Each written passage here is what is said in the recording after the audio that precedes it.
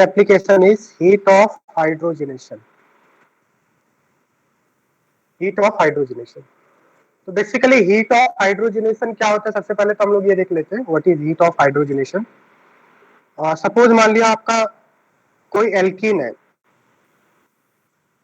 CH2 double bond CH2, अगर इसका reaction हम लोग H2 से कराएं in presence of catalyst like platinum और पैलेडियम, तो ये एल्कीन किस में कन्वर्ट हो जाएगा, एल्केन में कन्वर्ट हो जाएगा। मींस यहाँ पे क्या हो जाएगा, पाई बॉन्ड ब्रेक होता है एंड 2 हाइड्रोजन यहाँ पे अटैच हो जाएंगे, right. So alkene will convert into alkane. अब अगर आपसे पूछा जाए which is more stable, alkene और एल्केन, एल्कीन और एल्केन में कौन सा ज्यादा स्टेबल होता है? So basically alkanes are more stable than alkene because alkene में weak pi इलेक्ट्रॉन क्लाउड होता है तो वो थोड़ा सा लेस स्टेबल होता है, एल्केन ज्यादा स्टेबल होता है। तो जब भी हम लोग किसी एल्कीन का हाइड्रोजनेशन कराते हैं तो एल्कीन कन्वर्ट हो जाता है एल्केन में, प्लस यहाँ पे क्या होता है, एनर्जी रिलीज होती है, प्लस एनर्जी इज रिलीज, और ये जो एनर्जी रिलीज होता है इसी को हीट ऑफ हाइड्रोजनेशन बोलते हैं। Hydrogenation means reaction with hydrogen. जब भी किसी एल्कीन का रिएक्शन H2 से होता है, एल्कीन या alkyne unsaturated compound, unsaturated compound का जब हाइड्रोजनेशन होता है, रिएक्शन विद हाइड्रोजन होता है, तो unsaturated compound convert into saturated compound.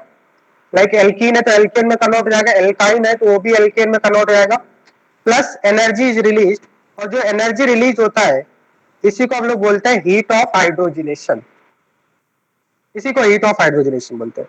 अब मैंने आपको बताया एल्कीन एंड एल्केन में एल्केन्स आर मोर स्टेबल, क्योंकि एल्केन में कोई वीक पाई इलेक्ट्रॉन क्लाउड नहीं है तो इसका रिएक्टिविटी कम होता है, ऑल आर सिग्मा बॉन्ड। मान लीजिए सपोज यहाँ पे alkene, alkane is more stable तो इसकी एनर्जी कम होगी। सपोज इसकी एनर्जी है 100 kilo joule, let us assume that इसकी एनर्जी 100 किलो जूल है, जस्ट फॉर अंडरस्टैंडिंग, राइट। और एल्कीन का क्योंकि ये कम स्टेबल होता है तो इसकी एनर्जी ज्यादा होगी, 200 किलो जूल है, तो इसको मान लिया हमने 150 किलो जूल है इसकी एनर्जी, इसकी एनर्जी आपकी 150 किलो जूल पर मोल है। और एल्केन की एनर्जी होगी, क्योंकि एल्केन ज्यादा स्टेबल होता है तो इसकी एनर्जी कम है, 100 किलो जूल पर मोल है। तो यहाँ पे बताइए कितनी एनर्जी रिलीज होगी, जो प्रोडक्ट और रिएक्टेंट पे एनर्जी में जो डिफरेंस है उतना अमाउंट ऑफ एनर्जी रिलीज होता है। तो प्रोडक्ट और रिएक्टेंट की एनर्जी में कितना डिफरेंस है, 50 किलो जूल का, तो 50 किलो जूल की एनर्जी यहाँ पे रिलीज होगी, इसी को बोलते हैं हीट ऑफ हाइड्रोजनेशन। तो क्या हीट ऑफ हाइड्रोजनेशन सभी स्टूडेंट को समझ में आ गया?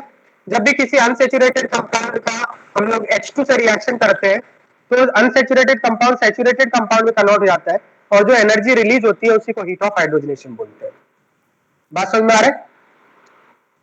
अब सपोज मान लिया सिंगल डबल बॉन्ड में 50 किलो जूल की एनर्जी रिलीज हो रही है, ये हमने ऐसा एज्यूम किया है, प्रॉपर ये डेटा नहीं है, जस्ट फॉर अंडरस्टैंडिंग बता रहा हूँ। ये जो यहाँ पे डेटा दिया है ये अंडरस्टैंडिंग के लिए बता रहा हूँ मैं आपको, ठीक है। मान लिया सपोज हमने 2 डबल बॉन्ड ले लिया, जब 2 डबल बॉन्ड होंगे और इसका अगर आप हीट ऑफ हाइड्रोजनेशन, इसका हाइड्रोजनेशन कराएंगे तो ये किसमें कन्वर्ट हो जाएगा यहाँ पे 2 मोल हाइड्रोजन की रिक्वायरमेंट पड़ेगी, एक 1 मोल हाइड्रोजन से जब रिएक्शन किया तो H और H पाई बॉन्ड ब्रेक हो गया, और यहाँ पे H एंड H कन्वर्ट हो गया तो इथीन इथेन में कन्वर्ट हो गया। अगर हमने ब्यूटाडाइल लिया है तो दोनों ही डबल बॉन्ड रिड्यूस हो जाएंगे सिंगल बॉन्ड में। कितने मोल्स हाइड्रोजन की रिक्वायरमेंट पड़ेगी यहाँ पे, 2 मोल हाइड्रोजन की रिक्वायरमेंट पड़ेगी। पहले में 1 इक्विवेलेंट था, यहाँ पे 2 इक्विवेलेंट की जरूरत पड़ेगी। और सपोज वाले फर्स्ट वाले में 50 किलो जूल की एनर्जी रिलीज हो रही थी, तो सेकंड में कितनी एनर्जी रिलीज होगी, 50 इंटू 2, मतलब जितने ज्यादा डबल बॉन्ड होंगे उतना ही ज्यादा हीट ऑफ हाइड्रोजनेशन होगा। क्या ये बात समझ में आ रहा है? More the number of double bonds more will B heat of hydrogenation. हाँ क्या डाउट है बताओ?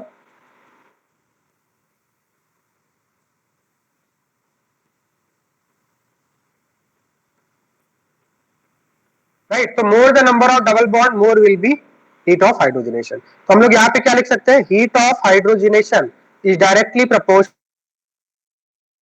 to number of double bonds.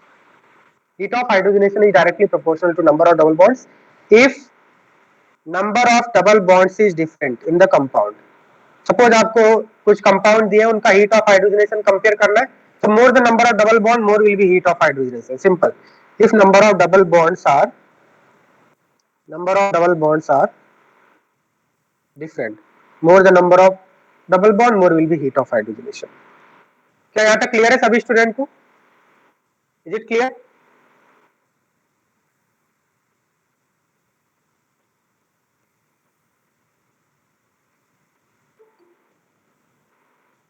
क्या ये बात समझ में आ रहा है? हाँ sir.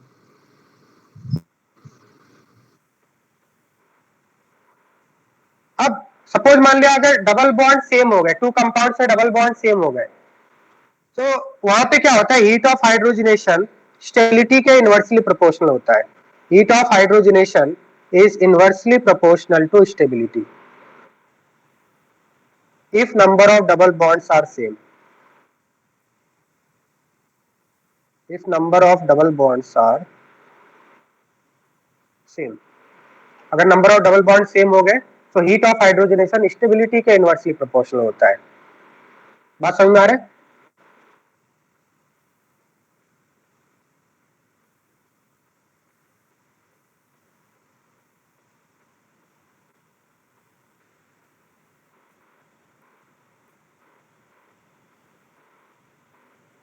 If alkane is more stable, shouldn't it will have higher bond energy? हाँ, बॉन्ड एनर्जी तो ज्यादा होगा ही ना, तो उससे क्या फर्क पड़ेगा? अनम्यूट करके बताओ. मैं बार बार बोल रहा हूँ अनम्यूट करना है आपको. अनम्यूट करके बताओ क्या पूछ रहे हो.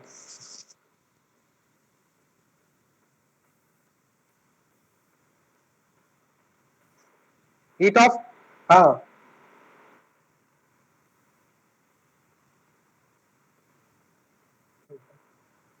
हम्म हम्म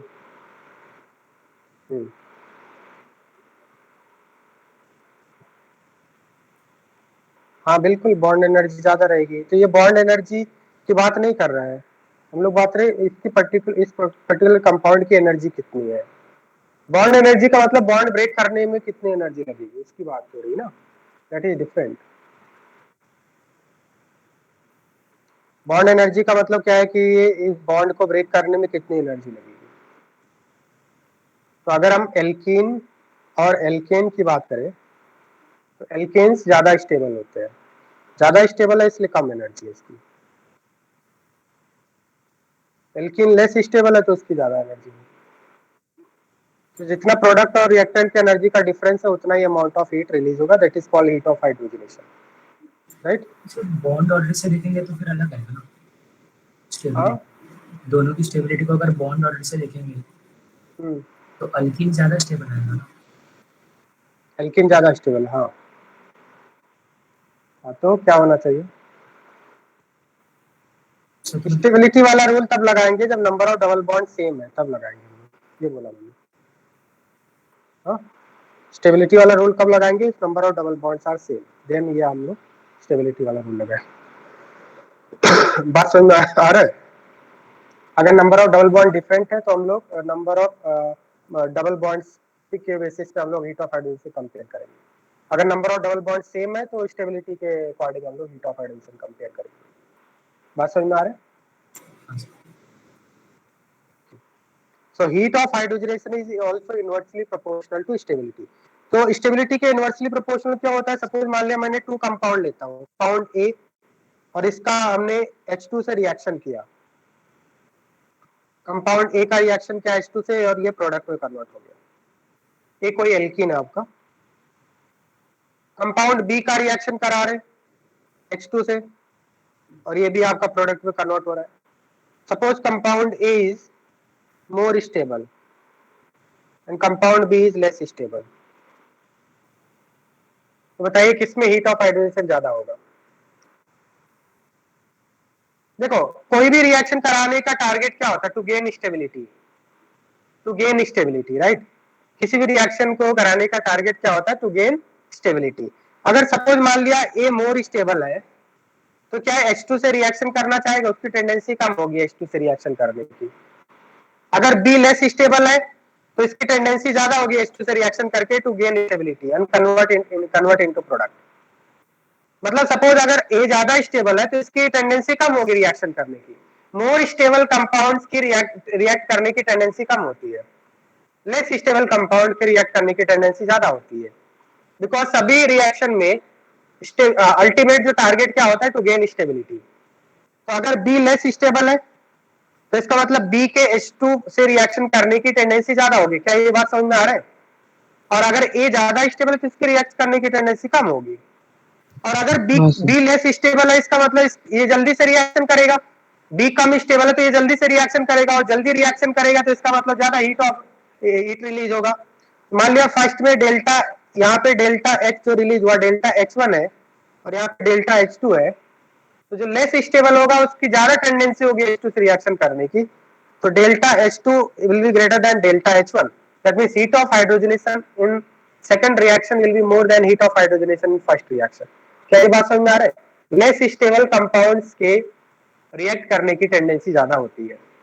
अगर कोई मोर स्टेबल है, अगर मोर स्टेबल है ए, तो क्या ये फिर रिएक्शन नहीं करना चाहेगा? क्या कोई अपनी स्टेबिलिटी डिस्टर्ब करना चाहेगा? नहीं।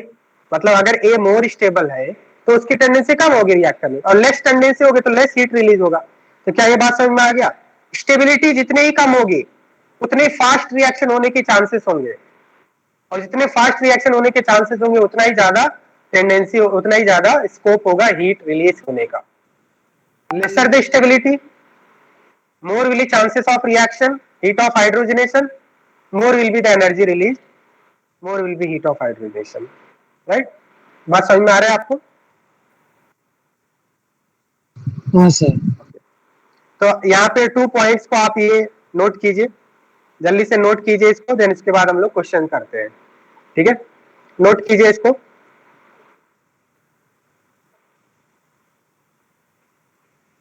नोट कीजिए, देन हम लोग क्वेश्चन करते हैं।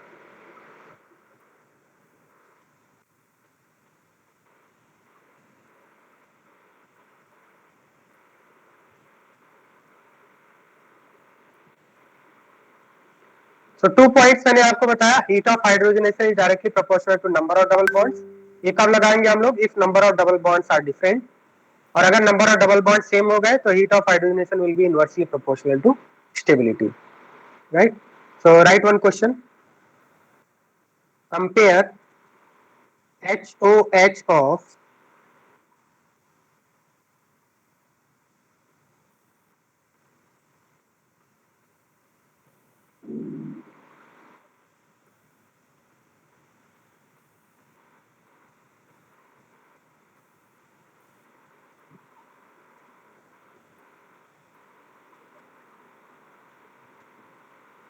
you have to compare heat of hydrogenation of these 4 compounds.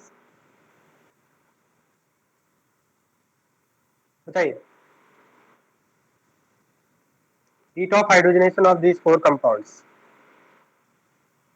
तो इस टाइप के क्वेश्चन करने के लिए सबसे पहले क्या करेंगे हम लोग? स्टेबिलिटी का ऑर्डर लिखेंगे और उसका रिवर्स कर देंगे तो हीट ऑफ हाइड्रोजनेशन का ऑर्डर आ जाएगा, क्योंकि स्टेबिलिटी जितने ज्यादा होगी हीट ऑफ हाइड्रोजनेशन उतना ही कम होगी। तो पहले स्टेबिलिटी का ऑर्डर लिख लीजिए। एल्कीन की स्टेबिलिटी कैसे चेक करते हैं? More the number of alpha hydrogen, more is the stability of alkene. Last class में बताया था मैंने, more the number of alpha hydrogen, more will B hyper conjugation, more will B stability of alkene. ये बताया था ना? बताइए, सभी स्टूडेंट को समझ में आ रहे? फर्स्ट में बताइए अल्फा हाइड्रोजन कितने होंगे? फर्स्ट में अल्फा हाइड्रोजन कितने? 1।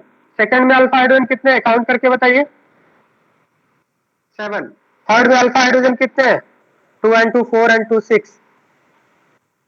राइट। फोर्थ में अल्फा हाइड्रोजन कितने हैं? 3। तो बताइए स्टेबिलिटी ऑफ एल्कीन का ऑर्डर क्या होगा? सेकंड मैक्सिमम स्टेबल होगा, देन थर्ड, देन 4, और लास्ट में आपका 1 आएगा। तो हीट ऑफ हाइड्रोजनेशन का ऑर्डर क्या होगा? जो ज्यादा स्टेबल है उसके H2 से रिएक्ट करने की टेंडेंसी कम होगी और कम हीट रिलीज होगा। तो इसका जस्ट रिवर्स हो जाएगा हीट ऑफ हाइड्रोजनेशन का ऑर्डर। क्या ये बात सभी स्टूडेंट को समझ में आ रहा है? कॉपी कर लीजिए।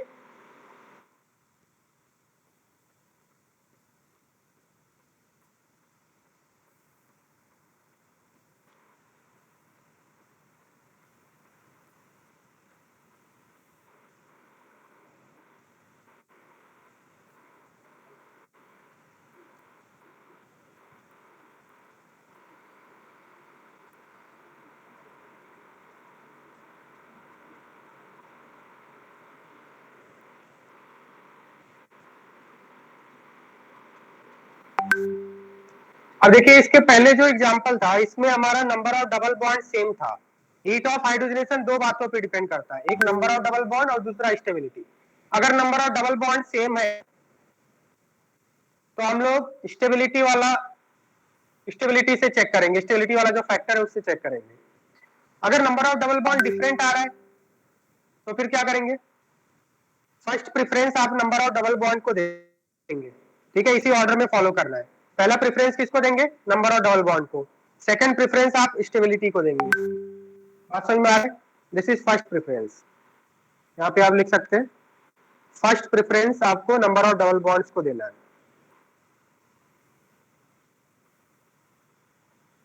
और सेकंड प्रेफरेंस आपको स्टेबिलिटी को देना है।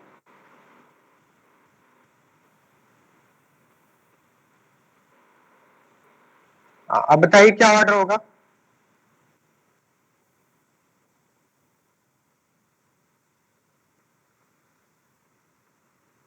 What will be order of heat of hydrogenation?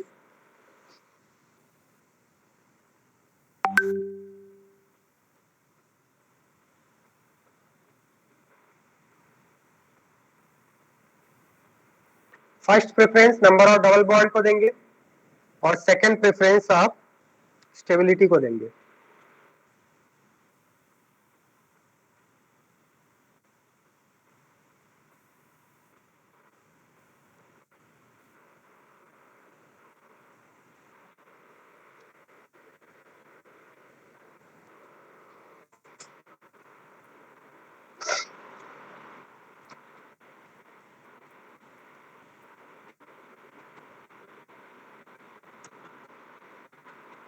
First and second में नंबर ऑफ डबल बॉन्ड कितने हैं, वन डबल बॉन्ड, इधर आपके टू डबल बॉन्ड है और इसमें थ्री डबल बॉन्ड है। पहला प्रेफरेंस डबल बॉन्ड को देंगे तो हीट ऑफ हाइड्रोजिनेशन का ऑर्डर क्या हो जाएगा, 5 मैक्सिमम होगा क्योंकि इसमें थ्री डबल बॉन्ड है। देन इसके बाद 4 एंड 3 में same number of double bond हो गए। नंबर ऑफ डबल बॉन्ड जब सेम हो जाते हैं तो heat of hydrogenation is inversely proportional to stability. इन दोनों में से ज्यादा स्टेबल कौन होगा, थर्ड मोर स्टेबल होगा और फोर्थ लेस स्टेबल होगा।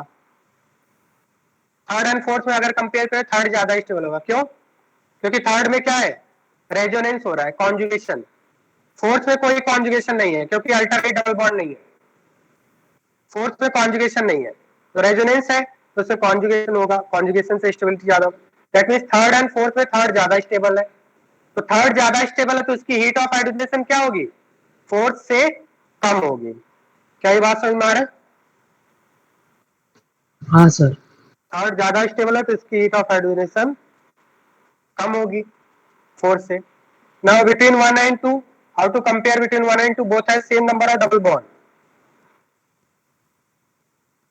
Based on stability alpha hydrogen, first में अल्फा हाइड्रोजन कितने हैं 4, सेकंड में अल्फा हाइड्रोजन कितने हैं 3 2 5 5 10।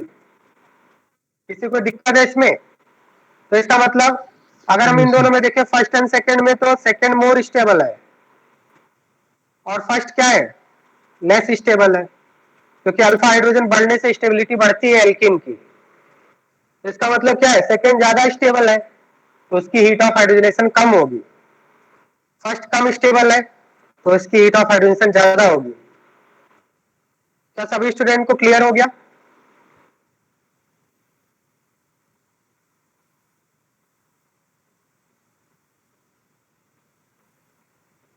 Is it clear to all of you. Yes sir. Copy कर लीजिए जल्दी से।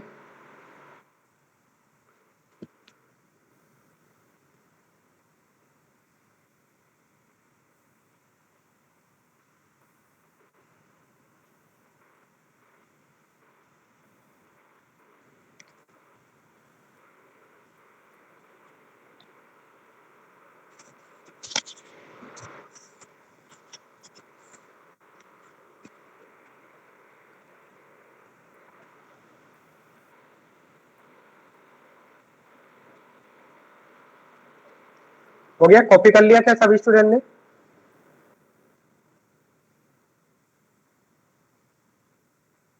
नेक्स्ट टॉपिक लिखिए एरोमेटिसिटी। हाँ, पहले इस पे एक दो और क्वेश्चन कर लेते हैं हम लोग, ठीक है, फिर उसके बाद हम लोग आगे बढ़ते हैं। इसमें एक्सरसाइज पे कुछ क्वेश्चन कर लेते हैं।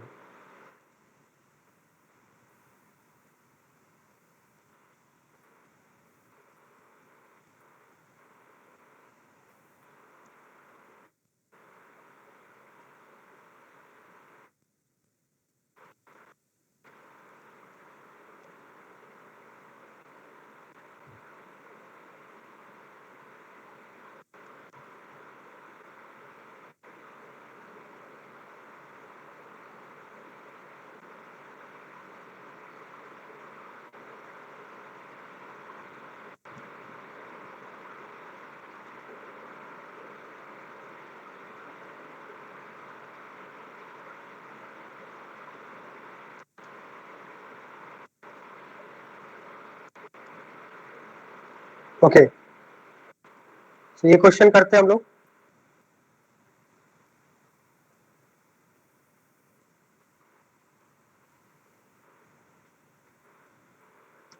अच्छा क्वेश्चन है, क्वेश्चन दिखाई दे रहा है सभी स्टूडेंट को? हाँ सर।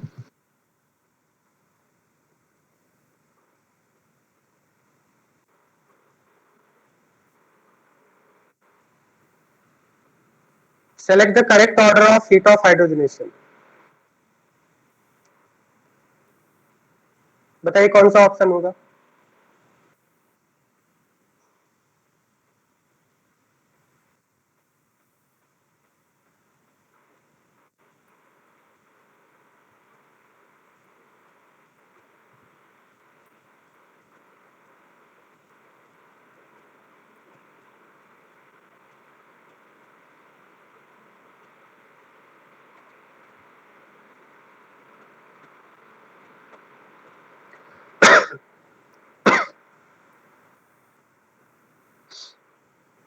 बताइए which option is correct.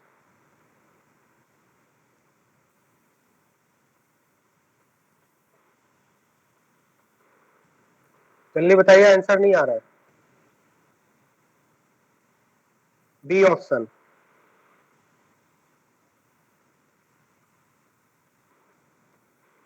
Okay, now see, देखो यहाँ पे अगर हम इसमें इन 4 कंपाउंड में नंबर ऑफ डबल बॉन्ड देखें तो नंबर ऑफ डबल बॉन्ड सभी में सेम है। ये तो आप एग्री कर रहे होंगे, क्योंकि बेंजीन रिंग तो सभी में कॉमन है और एक एक डबल बॉन्ड सभी में है, तो डबल बॉन्ड तो सेम है। अब अगर हम देखें मैक्सिमम स्टेबिलिटी किसकी होगी इन सभी कंपाउंड में? मैक्सिमम स्टेबिलिटी फर्स्ट की होगी। फर्स्ट की मैक्सिमम स्टेबिलिटी क्यों है? क्योंकि फर्स्ट में जो डबल बॉन्ड, बाहर का जो डबल बॉन्ड है वो बेंजीन रिंग के साथ कॉन्जुगेशन में है।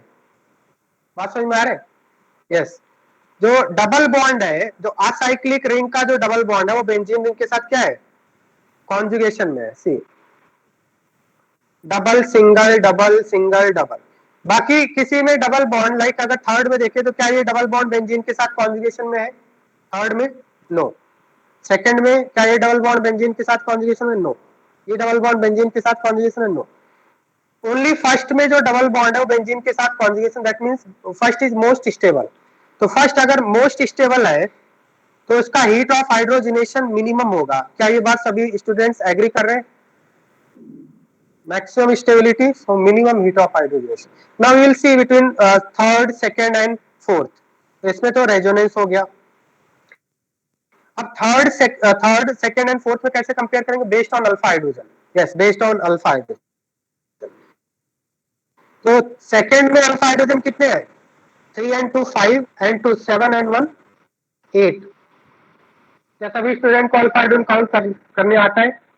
3 and 2 5, 5 and 3 8 and 1 9, 9 है, ठीक है, इधर 9 है, ठीक है। थर्ड में कितने होंगे बताइए? 3 and 1 4। इधर कितने हैं? Only 2। So more the number of alpha hydrogen, more will be stability, lesser will be heat of hydrogenation. तो 4, देन उसके बाद आपका आएगा 3, then 2, 4 3 2 1। B option is correct. सभी स्टूडेंट को समझ में आ गया?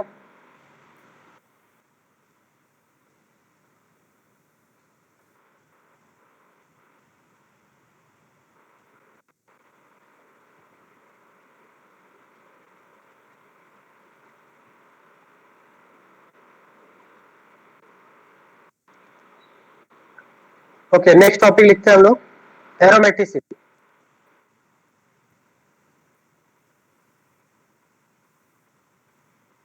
ये बहुत ही इंपॉर्टेंट टॉपिक है क्योंकि इस पे बहुत सारे क्वेश्चन आते हैं। ठीक है, इसमें मतलब लगभग हर साल एरोमेटिसिटी पे क्वेश्चन आता है। ठीक है, मोस्ट इंपॉर्टेंट टॉपिक। तो एरोमेटिसिटी में हम लोग बेसिकली थ्री टॉपिक्स के बारे में हम लोग यहाँ पे डिस्कस करेंगे। हम लोग डिस्कस करेंगे what are aromatic compounds, what are non aromatic compounds, what are anti aromatic compounds, and we will discuss about non-aromatic compounds. There are three terms: aromatic, anti-aromatic and non-aromatic.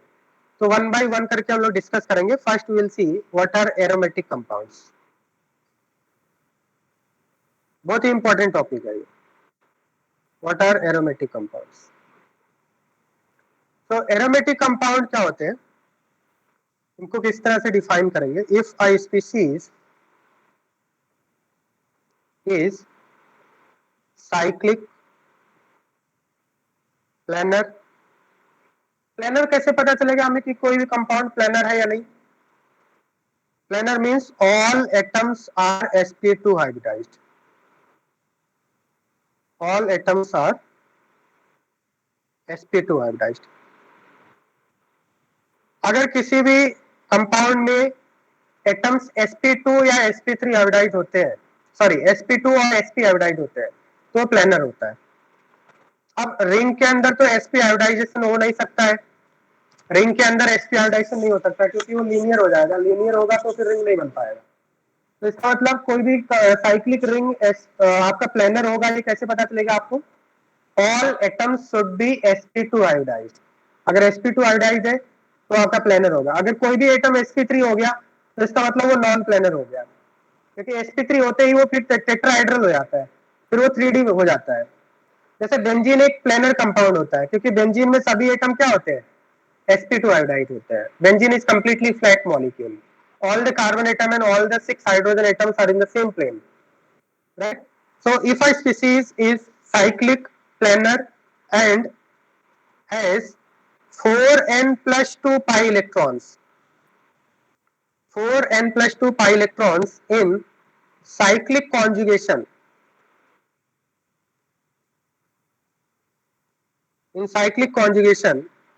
then it is called aromatic. It is called aromatic compound. मतलब कोई भी compound aromatic कब होगा, उसके लिए क्या condition मैंने बताया कि वो कंपाउंड सबसे पहली बात तो साइक्लिक होना चाहिए। असाइक्लिक कंपाउंड, जो लीनियर कंपाउंड होते हैं, जो साइक्लिक नहीं होते हैं, जिनमें रिंग नहीं होता है, वो एरोमेटिक नहीं हो सकते हैं। दूसरी बात क्या है, इंपॉर्टेंट बात क्या है? All atoms should be sp2 hybridized. Third बात क्या है कि they should have 4n plus 2 pi electrons in cyclic conjugation। इसका क्या मतलब है? 4n plus 2 pi electrons in cyclic conjugation, then it will be aromatic, where n is equal to 0, 1, 2, 3 or any integer. n is integer here. तो इसको बोलते हैं Huckel rule. Basically this is called Huckel rule. This is called Huckel rule. Huckel rule means if a compound has 4n plus 2 pi electron, then it will be aromatic। यहाँ पे n की value मैंने आपको बता दिया, right? This is called Huckel rule. So aromatic होने के लिए साइक्लिक, प्लेनर होना चाहिए और हाकियल रूल फॉलो करना चाहिए। जैसे हम लोग एक एग्जांपल लेते हैं, let us see whether benzene is aromatic और नॉट। बेंजीन इज एरोमेटिक और नॉट। क्या फर्स्ट कंडीशन सेटिस्फाई हो रहा है? Yes, it is cyclic. Planar है क्या? क्या बेंजीन प्लेनर है? तो बेंजीन में अगर हम देखें तो 6 हिडन हाइड्रोजन्स होते हैं। What is hybridization of each carbon in benzene? Each carbon is sp2 hybridized. Each carbon is sp2 hybridized, right? Each carbon is sp2 hybridized. क्या इसमें जो इलेक्ट्रॉन है, पाई इलेक्ट्रॉन है, वो पाई इलेक्ट्रॉन साइक्लिक कॉन्जुगेशन में है क्या? Double, single, double, alternate double bond आ रहे हैं, तो पाई इलेक्ट्रॉन साइक्लिक कॉन्जुगेशन में है, पाई इलेक्ट्रॉन साइक्लिक कॉन्जुगेशन में। अब इसमें देखिए कि क्या यहाँ पे हाकेल रूल फॉलो हो रहा है, हाकेल रूल फॉलो हो रहा है यहाँ पे 4n+2, यहाँ पे नंबर ऑफ पाई इलेक्ट्रॉन्स कितने हैं, how many pi electrons are there which are in cyclic conjugation, 2 2 4 2 6 pi electron है। तो क्या यहाँ पे हम लोग n की कोई इंटीजर वैल्यू रख के 6 ला सकते हैं, n की कोई इंटीजर वैल्यू रख के 6 ला सकते हैं? तो इसका मतलब हाकेल रूल फॉलो कर रहा है, if n is equal to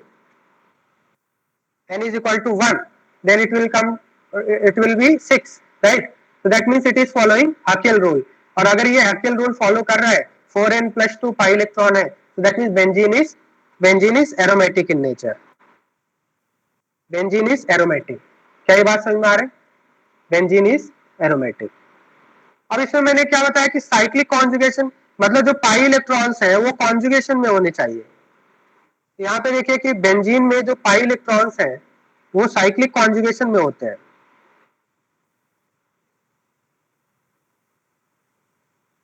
इस तरह से होता है बेंजीन, सभी ऑर्बिटल क्या है, पैरेलल है। सपोज मान लिया बेंजीन XY प्लेन में है, तो जो ऑर्बिटल p ऑर्बिटल है जो साइक्लिक कॉन्जुगेशन में है वो कौन से डायरेक्शन है, pz डायरेक्शन में है। तो इसमें क्या साइक्लिक कॉन्जुगेशन होगा, above the plane of the ring and below the plane of the ring electron delocalize होगा। तो अगर इलेक्ट्रॉन डीलोकलाइज होगा, साइक्लिक है, प्लेनर है, 4n+2 रूल फॉलो हो रहा है, तो ये एरोमेटिक होगा। तो benzene is aromatic in nature. Okay, this is first example.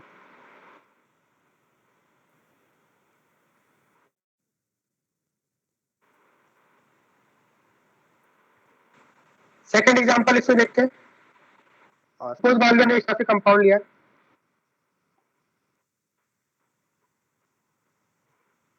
क्या ये एरोमेटिक होगा? लेट अस सी। साइक्लिक है बिल्कुल। क्या ये प्लेनर है, क्या ये कंपाउंड प्लेनर है?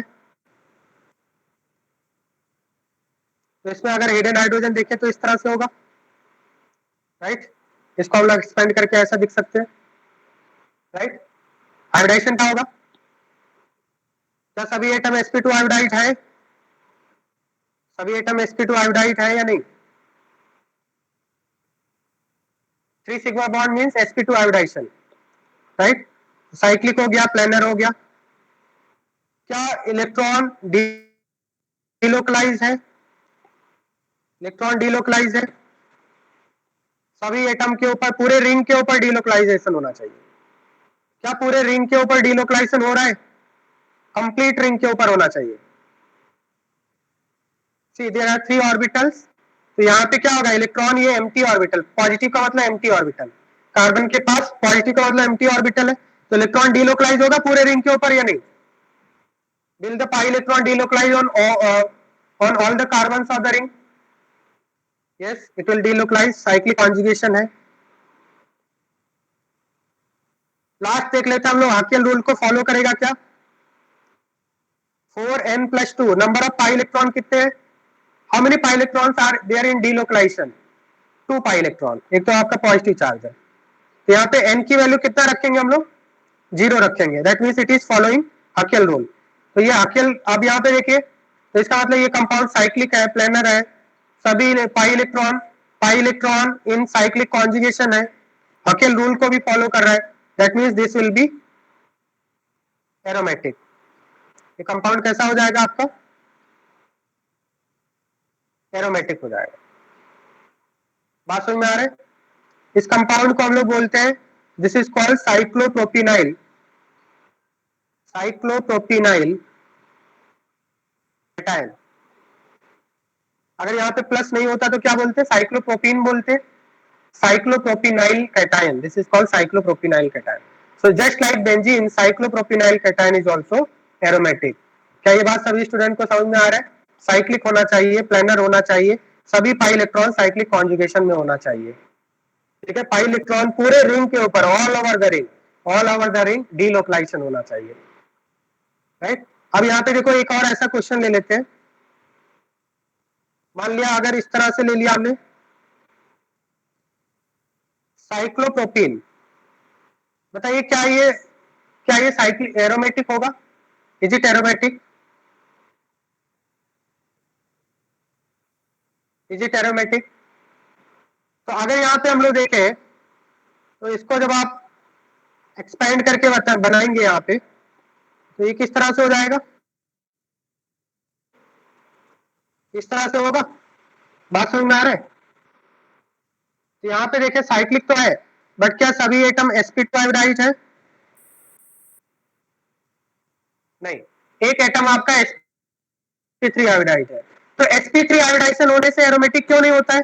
क्या रीजन है उसका? क्योंकि अगर हम इसका ऑर्बिटल डायग्राम बनाएंगे तो क्या पाई इलेक्ट्रॉन पूरे रिंग के ऊपर डिलोकलाइज होगा? तो पाई इलेक्ट्रॉन पूरे रिंग के ऊपर डिलोकलाइज होगा। अगर हम यहाँ पे देखें कार्बन 1 2 3, कार्बन नंबर 2 और 3 के पास तो पाई इलेक्ट्रॉन है, बट क्या कार्बन नंबर 1 के पास कोई यहाँ ऑर्बिटल है जिसके अंदर वो इलेक्ट्रॉन जंप कर सके? कार्बन नंबर 1 के पास कोई ऐसा ऑर्बिटल नहीं है जिसके अंदर 2 और 3 का इलेक्ट्रॉन जंप कर सके। तो इसका मतलब यहाँ पे साइक्लिक कॉन्जुगेशन नहीं है। Pi electrons are not in cyclic conjugation, not in cyclic conjugation all over the ring. और अगर पूरे रिंग के ऊपर साइक्लिक कॉन्जुगेशन नहीं है तो इसको क्या बोलेंगे? दिस इज नॉट एरोमेटिक, ये एरोमेटिक नहीं होगा। बात समझ में आ रहा है आपको? साइक्लिक होना चाहिए, प्लेनर होना चाहिए, और पाई इलेक्ट्रॉन पूरे रिंग के ऊपर डिलोकलाइज होना चाहिए। और हमने हकेल रूल तो देखा ही नहीं, हकेल रूल यहाँ पे नहीं लगाएंगे, क्योंकि पहले तो हम लोग ये देखते हैं कि साइक्लिक है, प्लेनर है, उसके बाद पाई इलेक्ट्रॉन पूरे रिंग के ऊपर डिलोकलाइज है या नहीं, उसके बाद हम लोग हकेल रूल फॉलो करते हैं, हकेल रूल लगाते हैं, राइट? तो ऑर्डर क्या होता है? ऑर्डर हम लोग इस तरह से देखते हैं। एरोमेटिसिटी चेक करने के लिए सबसे पहला फर्स्ट थिंग जो होना चाहिए साइक्लिक होना चाहिए। सेकंड थिंग हम लोग देखते हैं कि वो जो कंपाउंड है वो प्लेनर होना चाहिए, ऑल एटम sp2 हाइब्रिडाइज होना चाहिए। थर्ड जो हम लोग देखते हैं that is pi electron should be delocalize all over the ring.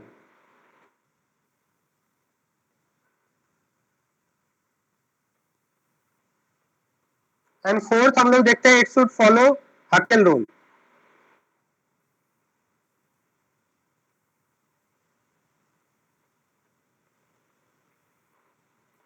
It should follow Huckel rule. तो फोर रूल आपके सेटिस्फाई होने चाहिए, तभी वो आपका एरोमेटिक होगा। Let us take one more example. Fourth example लेते हैं हम लोग।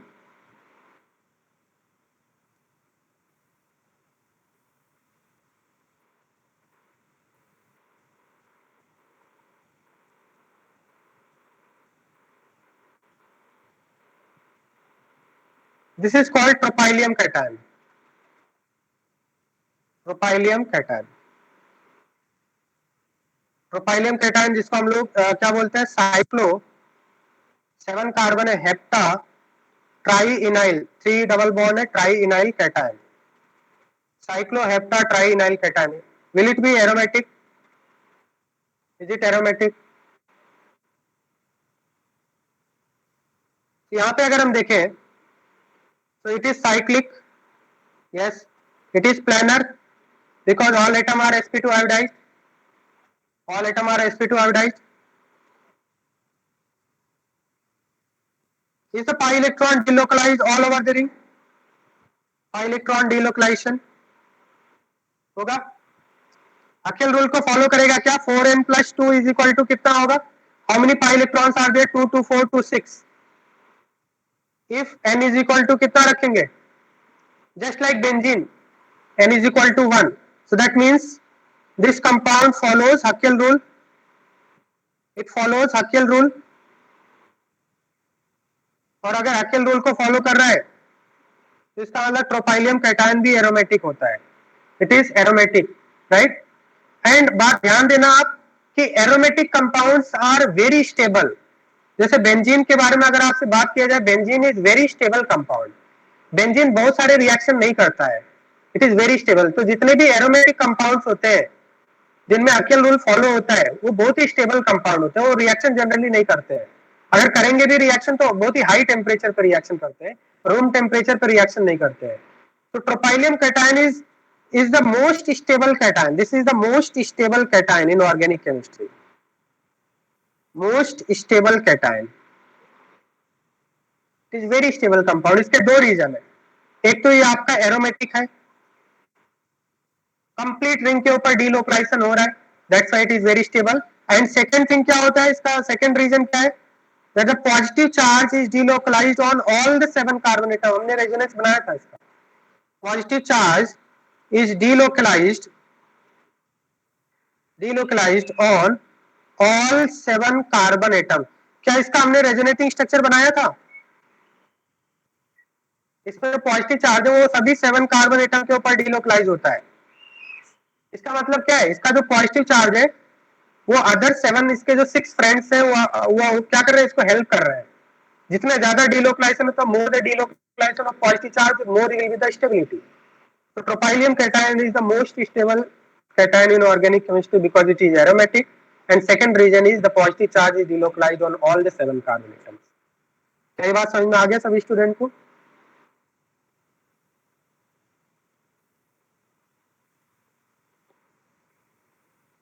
Okay, now we will see next topic is anti aromatic. Aromatic के और भी एग्जांपल हम लोग करने वाले हैं थोड़ी देर में. Next is anti aromatic. तो एंटी एरोमेटिक कंपाउंड कौन से होते हैं? If a species is cyclic planar, planar means all atom sp2 hybridized, cyclic planar, and it follows, or we can say that, and has 4n pi electrons in cyclic conjugation.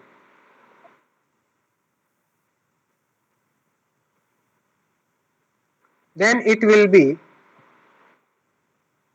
anti-aromatic. It will be anti-aromatic. 4n मतलब first और second rule तो same है. Cyclic, जैसे aromatic में cyclic होना चाहिए, planar होना चाहिए, यहाँ पे भी साइक्लिक प्लेनर होना चाहिए. डिफरेंस क्या है, वहां पे हकेल रूल फॉलो होता है, 4n+2 पाई रूल फॉलो होता है, यहाँ पे 4n रूल फॉलो होना चाहिए. यहाँ पे n की वैल्यू क्या होती है, n is equal to 1 2 3. n should not be equal to 0. n should be any integer. n is equal to not 0, right. n 0 नहीं होना चाहिए. तो अगर कोई कंपाउंड 4n रूल को फॉलो कर रहा है तो एंटी एरोमेटिक होगा, 4n+2 रूल को फॉलो कर रहा है तो एरोमेटिक होगा. एक एग्जांपल देखते हैं हम लोग. Cyclobuta diene, this is cyclobuta diene. Cyclobuta diene. Cyclobuta diene, will it be aromatic और एंटी एरोमेटिक? एक बार चेक करते हैं. साइक्लिक है क्या? बिल्कुल है. प्लेनर है क्या? क्या सभी एटम sp2 आयोडाइड है? sp2 आयोडाइड है सभी एटम. अगर आप इसको एक्सपेंड करके लिखेंगे, so to each carbon there is one hidden hydrogen, all atoms are sp2 iodized, सभी एटम sp2 आयोडाइड है. इसके बाद देखते हैं क्या पाई इलेक्ट्रॉन साइक्लिक कॉन्जुगेशन में है. मतलब पाई इलेक्ट्रॉन क्या सभी कार्बन के ऊपर डीलोकलाइज हो रहा है? चेक कर लेते हैं. ये ऐसा है, इस तरह से. इसको हम लोग ऐसे बना दें, सॉरी,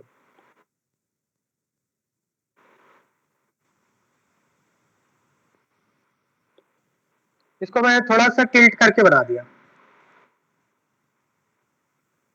तो हमारे पास 2 पाई बॉन्ड्स हैं और 2 पाई बॉन्ड्स इस तरह से बने होंगे. ठीक है, मतलब मान ले सपोज रिंग इस तरह से XY प्लेन में, तो जो ऑर्बिटल्स है कौन से डायरेक्शन में, जेड डायरेक्शन में, पीजेड डायरेक्शन में. अगर आपका रिंग XY प्लेन में तो ऑर्बिटल जेड डायरेक्शन में. तो क्या यहाँ पे इलेक्ट्रॉन का जंप पॉसिबल, जंप इलेक्ट्रॉन एक ऑर्बिटल से दूसरा ऑर्बिटल पे जंप कर सकता है? जंप करेगा, बिल्कुल करेगा. मतलब यहाँ पे delocalisation all over the ring electron, all over the ring electron का डिलोकलाइजेशन हो सकता है. मतलब अच्छी बात है. अब लास्ट वाला पार्ट देखते हैं. इसमें पाई इलेक्ट्रॉन कितने हैं जो डिलोकलाइजेशन में पार्टिसिपेट कर रहे हैं? कितने पाई इलेक्ट्रॉन डीलोकलाइजेशन में पार्टिसिपेट कर रहे हैं? 4, 1 2 3 4, 4 पाई इलेक्ट्रॉन डीलोकलाइजेशन में पार्टिसिपेट कर रहे हैं।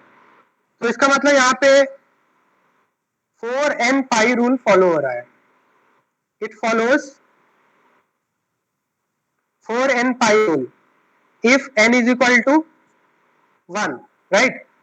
n is equal to 1, तो हकेल रूल को फॉलो नहीं कर रहा है। तो ये कंपाउंड कैसा होगा? This compound will be double A, anti aromatic, not aromatic. ये कैसा हो जाएगा आपका? ये कंपाउंड आपका एंटी एरोमेटिक होगा। समझ में आ गया सभी स्टूडेंट को?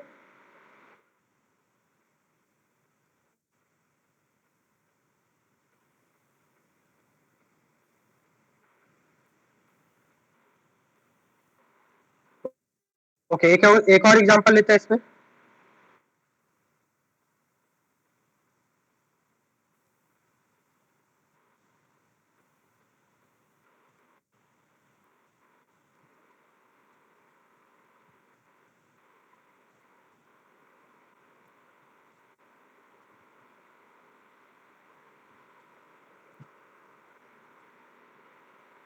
This is called cyclobutadienyl.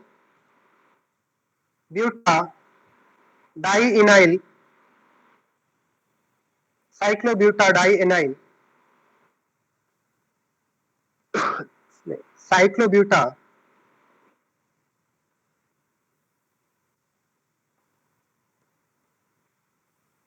साइक्लोब्यूटेनाइल, एक ही डबल बॉन्ड है ना, साइक्लोब्यूटेनाइल डाइएनाइल, 2 नेगेटिव चार्ज है डाइएनाइल।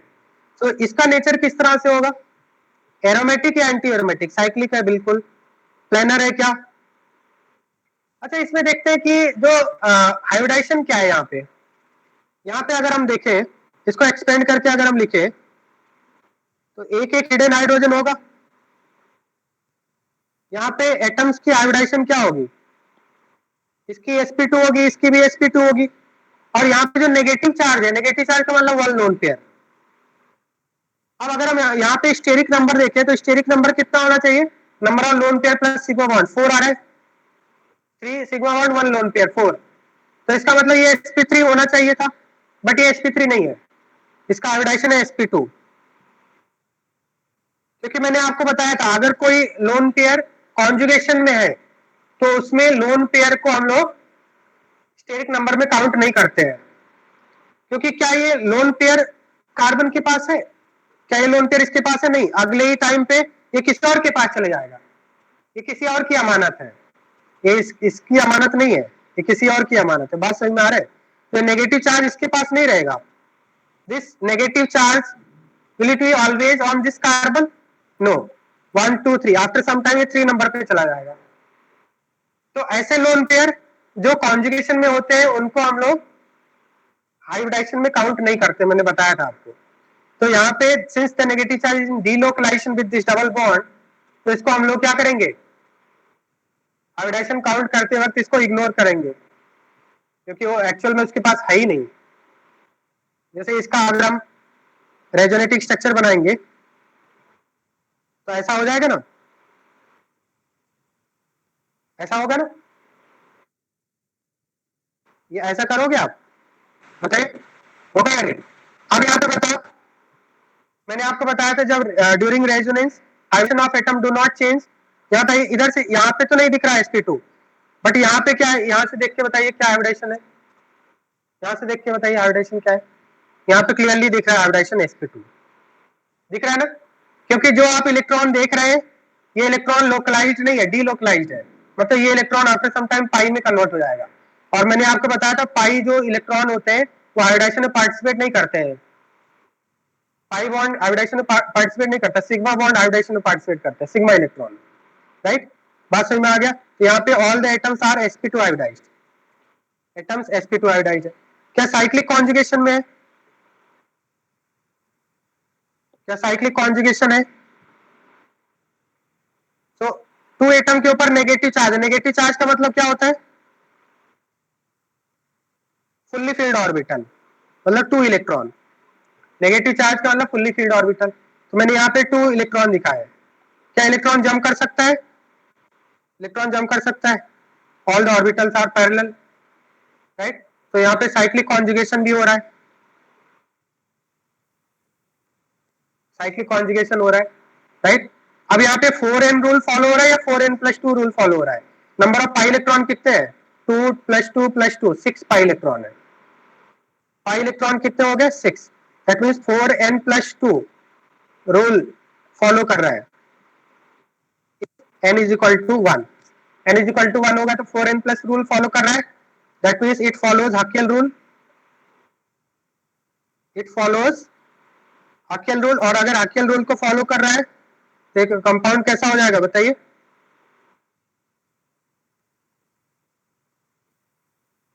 ये कंपाउंड आपका एरोमेटिक हो जाएगा। बात समझ में आ गया सभी स्टूडेंट को? Is it clear?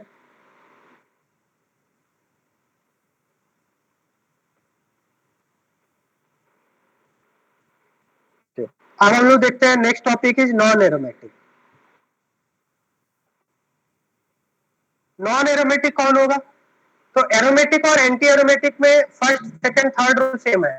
एरोमेटिक में भी साइक्लिक होना चाहिए, प्लेनर होना चाहिए, पाई इलेक्ट्रॉन डीलोकलाइज होना चाहिए। एंटी एरोमेटिक में भी ऐसा है, बट वो जो रूल एरोमेटिक में हकेल रूल फॉलो होता है 4n+2 और एंटी एरोमेटिक में 4n रूल फॉलो होता है। नॉन एरोमेटिक कब बोलेंगे हम लोग किसी कंपाउंड को? नॉन एरोमेटिक कब बोलेंगे? If a compound is, if a compound is neither aromatic nor anti aromatic। Aromatic या एंटी एरोमेटिक नहीं है तो उसको हम लोग नॉन एरोमेटिक बोलेंगे, ठीक है। और if in a cyclic ring any atom is sp3 hybridized, any atom is sp3 hybridized, or if a cyclic ring is non-planar, cyclic ring is non-planar,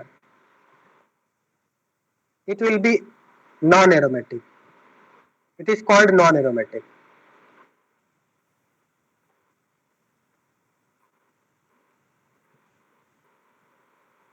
It is called non-aromatic, right?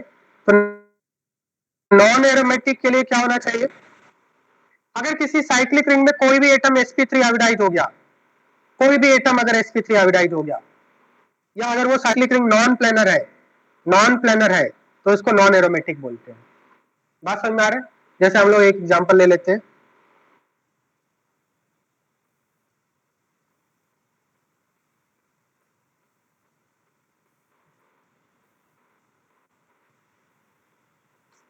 ये compound आपका कैसा होगा? इसमें आपका cyclic तो है,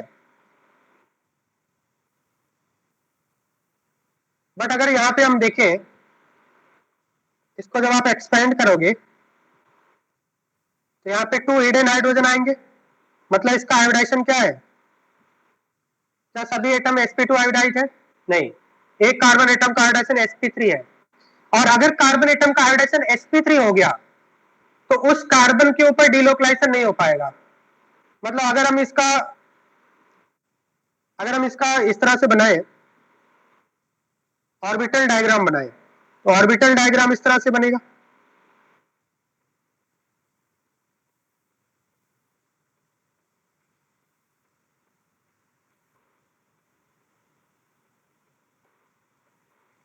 orbital diagram इस तरह से बनेगा इसका।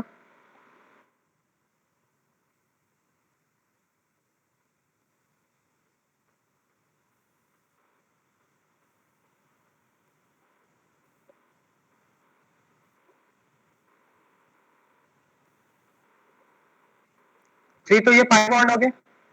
और अगर हम ये वाले एटम की बात करें तो इस पर्टिकुलर कार्बन एटम की बात करें, क्या इसके पास कोई ऐसा ऑर्बिटल है जिसमें डीलोकलाइजेशन हो जाए? एम्प्टी ऑर्बिटल है, कोई पाई बॉन्ड वाला ऑर्बिटल है, कोई हाफ फील्ड ऑर्बिटल है, कोई लोन पेयर वाला ऑर्बिटल है, फुल्ली फील्ड। मतलब सभी कार्बन से अगर डीलोकलाइजेशन कराना है तो या तो एम्प्टी ऑर्बिटल होना चाहिए, या तो फुल्ली फिल्ड ऑर्बिटल होना चाहिए, या फिर single electron half filled orbital होना चाहिए। इस कार्बन के पास कोई भी ऑर्बिटल नहीं है जिसमें ये पर्टिकुलर जो आपका इलेक्ट्रॉन है वो डीलोकलाइज हो सके। So is the pi electron delocalised on all over the ring? Pi electron is not delocalised, not delocalised all over the ring. और अगर पूरे रिंग के ऊपर डीलोकलाइजेशन नहीं है तो उसको ऐसे कंपाउंड को क्या बोलेंगे? नॉन एरोमेटिक बोलते हैं। तो एरोमेटिक और एंटी एरोमेटिक में पूरे रिंग के ऊपर डीलोकलाइजेशन होना चाहिए। नॉन एरोमेटिक में अगर किसी एक एटम के ऊपर भी डीलोकलाइजेशन नहीं हो पा रहा है तो ऐसे कंपाउंड को नॉन एरोमेटिक की कैटेगरी में रखते हैं। क्या ये बात समझ में आ रहा है? तो अगर कोई भी एटम, सिंपल सी बात है, अगर कोई भी एटम sp3 हो गया, रिंग का कोई भी एटम sp3 हो गया तो नॉन एरोमेटिक हो जाएगा, राइट? तो नॉन एरोमेटिक हो जाएगा। बात समझ में आ रहा है?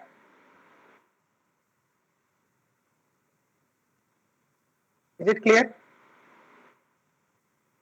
तो एरोमेटिक होने के लिए और एंटी एरोमेटिक होने के लिए पूरे रिंग पे डीलोकलाइजेशन होना चाहिए, और अगर पूरे रिंग पे डीलोकलाइजेशन नहीं हो पा रहा है तो नॉन एरोमेटिक होगा। एक और एग्जांपल ले लेते हैं हम लोग।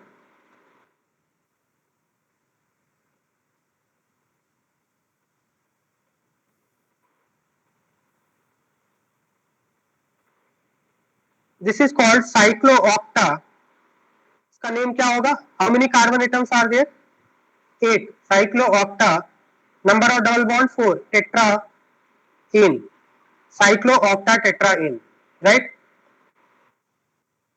साइक्लोऑक्टा टेट्राइन, ये किस टाइप से होगा बताइए? Is it aromatic, non aromatic और anti aromatic? A, double A और एन ए, क्या होगा? ए का मतलब aromatic, double A means anti aromatic, N A means non aromatic. बताइए क्या होना चाहिए? ये कैसा होना चाहिए? सभी स्टूडेंट बताइए, कितने पाई इलेक्ट्रॉन है इसमें? पाई इलेक्ट्रॉन्स कितने हैं? 8। तो इसका मतलब ये 4n रूल को फॉलो करेगा। 4n रूल को फॉलो कर रहा है, तो ये कैसा होना चाहिए? डबल ए होना चाहिए, बट ये डबल ए नहीं होता है। ये जो कंपाउंड है ये एक्सेप्शन है, और ऐसे एक्सेप्शन जिसमें कुछ बात होती है, जो थोड़ा डिफरेंट होते हैं, वही जेई में पूछे आते हैं ज्यादातर। ये जेई में कई बार पूछा गया है। Cycloocta tetraene, basically it is following 4n rule, so it should be anti aromatic, but it is not anti aromatic।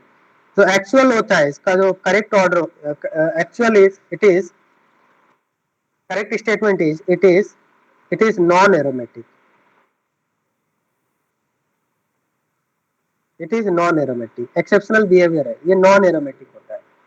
Non aromatic क्यों होता है? Because it is non planar, because it is non planar. कोई भी compound को आप देख के बता नहीं पाएंगे कि ये प्लेनर है या नॉन प्लेनर। अगर इसमें हम लोग देखें, जब इसका स्टडी किया गया, इस कंपाउंड का जब स्टडी किया गया, तो इस कंपाउंड का जो एक्चुअल स्ट्रक्चर होता है वो किस तरह से होता है? Actual structure of the compound is like this.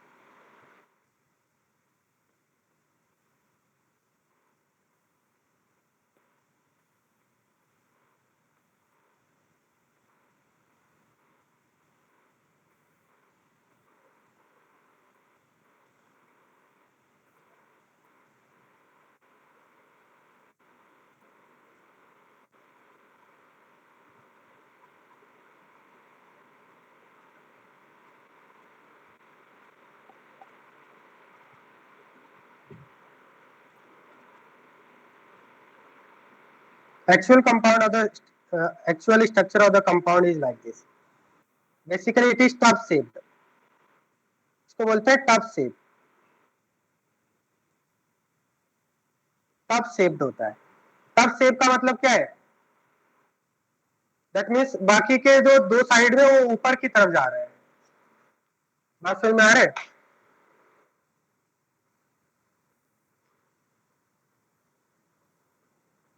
देखो वीडियो दिख रहा है क्या आपको? वीडियो दिख रहा है आपको? ऐसा होता है। यार ये क्या प्लानर है? क्या ये प्लानर है? बताइए, प्लानर है? इसको टब शेप बोलते हैं, टब, राइट। तो ये नॉन प्लानर होता है एक्चुअल में। मतलब ये देखने में तो ऐसा लग रहा है, देखने में ऐसा लग रहा है कि ये प्लानर है, बट एक्चुअल में ये प्लानर नहीं होता है। बात समझ में आ रहा है? It is non non not planar, it is not planar. और अगर कोई कंपाउंड प्लानर नहीं है तो एरोमेटिक और एंटी एरोमेटिक नहीं हो सकता है। एरोमेटिक और एंटी एरोमेटिक होने के लिए प्लानरिटी मस्ट होती है। अगर प्लानर नहीं है तो सिंपली डायरेक्ट बोलेंगे नॉन नॉन एरोमेटिक। तो ये कंपाउंड एक्चुअल में कैसा होगा बताइए? नॉन एरोमेटिक है। बहुत सारे कॉम्पिटिटिव एग्जाम में ये पूछा जाता है, ठीक है, चाहे नीट हो, जेई हो, मेंस हो, एडवांस हो, ठीक है। हाँ sp2 है, sp2 है, बट ये प्लानर नहीं होता है, ठीक है। मैंने इसलिए बताया ना, एक्सेप्शन है। बाकी सभी केसेस में अगर sp2 है तो वो आपका आ जाता है, बट इसमें एक्चुअल में जो ऑर्बिटल्स है वो परपेंडिकुलर हो जाते हैं, तो यहाँ पे डीलोकलाइजेशन नहीं हो पाता है, ऐसा है। यहाँ पे कुछ ऑर्बिटल ऐसे हैं, कुछ ऑर्बिटल परपेंडिकुलर 90 डिग्री पे ऑर्बिटल आ जाते हैं। तो 90 डिग्री पे अगर ऑर्बिटल है तो क्या इसमें पूरे रिंग के ऊपर डीलोकलाइजेशन हो पाएगा? बताइए। पूरे रिंग के ऊपर डीलोकलाइजेशन नहीं हो पाता है, क्योंकि मैंने बताया था डीलोकलाइजेशन के लिए ऑर्बिटल पैरेलल होने चाहिए। यहाँ पे ऑर्बिटल पैरेलल नहीं होते हैं, टफ शेप होता है, प्लानर नहीं है ये। नॉन प्लानर हो गया तो नॉन एरोमेटिक हो जाएगा। तो ये बात ध्यान रखना आप, खासकर क्योंकि इसमें बहुत सारे स्टूडेंट मिस्टेक करते हैं और इसीलिए कॉम्पिटिटिव एग्जाम में पूछा जाता है। क्या ये बात सभी स्टूडेंट को क्लियर हो गया? Why cyclooctatetraene is non aromatic? It should be anti aromatic, but it is non aromatic because its actual structure is non planar. We have expected that it is planar, but it is actually non planar, that's why it is non aromatic. Okay, copy कर लीजिए।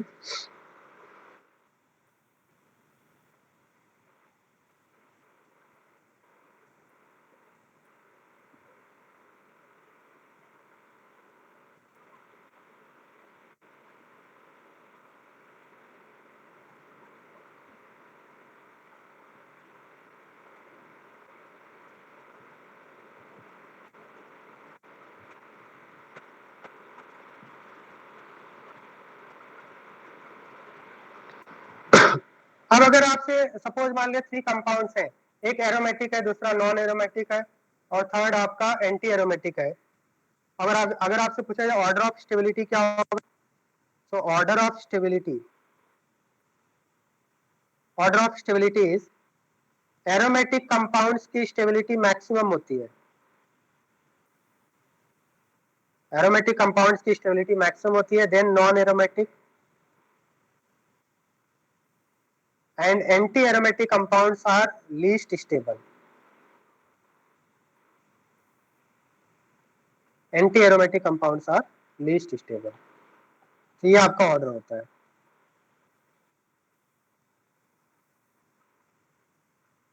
Aromatic, non aromatic and anti aromatic compounds are least stable. यहाँ पे एक condition है, ये आप rule तभी लगाएंगे if number of carbon atoms are same. If number of carbon atoms are same, मतलब रिंग में number of carbon atom same होना चाहिए। एरोमेटिक कंपाउंड मोस्ट स्टेबल होता है और एंटी एरोमेटिक कंपाउंड्स आपके लीस्ट स्टेबल होते हैं। यहाँ पे एक आप नोट पॉइंट करके लिख सकते हैं, anti aromatic compounds are highly unstable. इसमें 4n रूल फॉलो होता है ना, they are experimentally seen to be highly unstable and do not exist at room temperature and do not exist at room temperature. Anti-aromatic compounds are highly unstable and do not exist at room temperature. क्या ये बात समझ में आ रहा है आपको? 6 पे अभी कोई लेक्चर है क्या आपका? 6 पे कोई लेक्चर है क्या? PV1, PV2?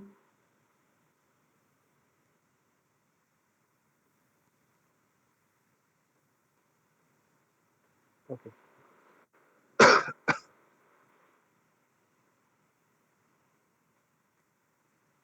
अब देखो आपको एक्सरसाइज में जब आप क्वेश्चन सॉल्व करेंगे तो वहाँ पे कुछ क्वेश्चन ऐसे दिए हैं, which are the following compound do not exist, which are the compound following compound is unstable and do not exist at room temperature. तो इसका वाला इनडायरेक्टली क्या पूछा उसने, इनडायरेक्टली पूछा है which are the following is anti aromatic.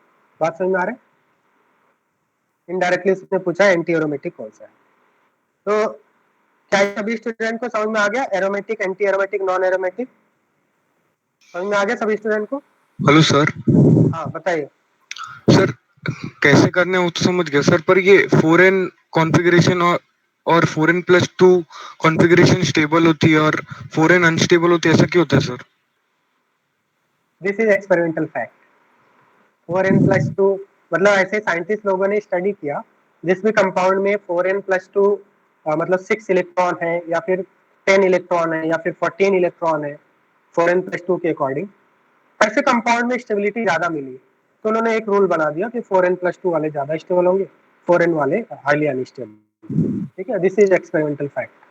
Sir तो ऐसे हो गया कि जैसे ऑड इलेक्ट्रॉन रूल होता है NO2 में, एक हाँ इलेक्ट्रॉन एक्स्ट्रा बढ़ जाता तो। हाँ हाँ हाँ हाँ। नहीं ऑड इवन नहीं, तो 4n भी तो इवन ही है, यहाँ पे ऑड इवन कैसे लगा सकते? 4n भी इवन है, 4n+2 भी इवन है, तो वो वाला रूल नहीं लगाएंगे आपको। ठीक है, मतलब ऐसा एक्सपेरिमेंट से पता चला, तो इसलिए हम लोग भी ऐसा ही पढ़ते हैं। ठीक है, एक्सपेरिमेंटल फैक्ट है। Okay sir, right, thank you. हाँ। अब हम लोग कुछ क्वेश्चंस करते हैं। क्वेश्चन लिखिए, आइडेंटिफाई, ये आप कॉपी कर लीजिए जल्दी से। Identify the following compound as aromatic, anti aromatic और नॉन एरोमेटिक। तो इस टाइप के क्वेश्चन मतलब मैंने अभी पहले भी बता दिया आपको, बहुत ही इंपॉर्टेंट क्वेश्चन है, क्योंकि सभी कॉम्पिटिटिव एग्जाम में आते हैं, ये फेवरेट क्वेश्चन होता है। एक क्वेश्चन तो जरूर मिलेगा कोई भी कॉम्पिटिटिव एग्जाम में, चाहे वो मेडिकल हो, IIT हो, इस टाइप के एक दो क्वेश्चन जरूर रहते हैं। राइट, तो लिखिए फर्स्ट क्वेश्चन।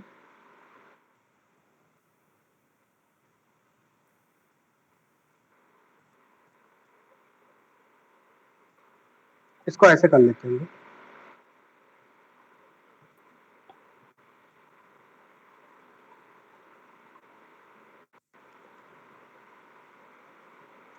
बताइए फर्स्ट कैसा होगा?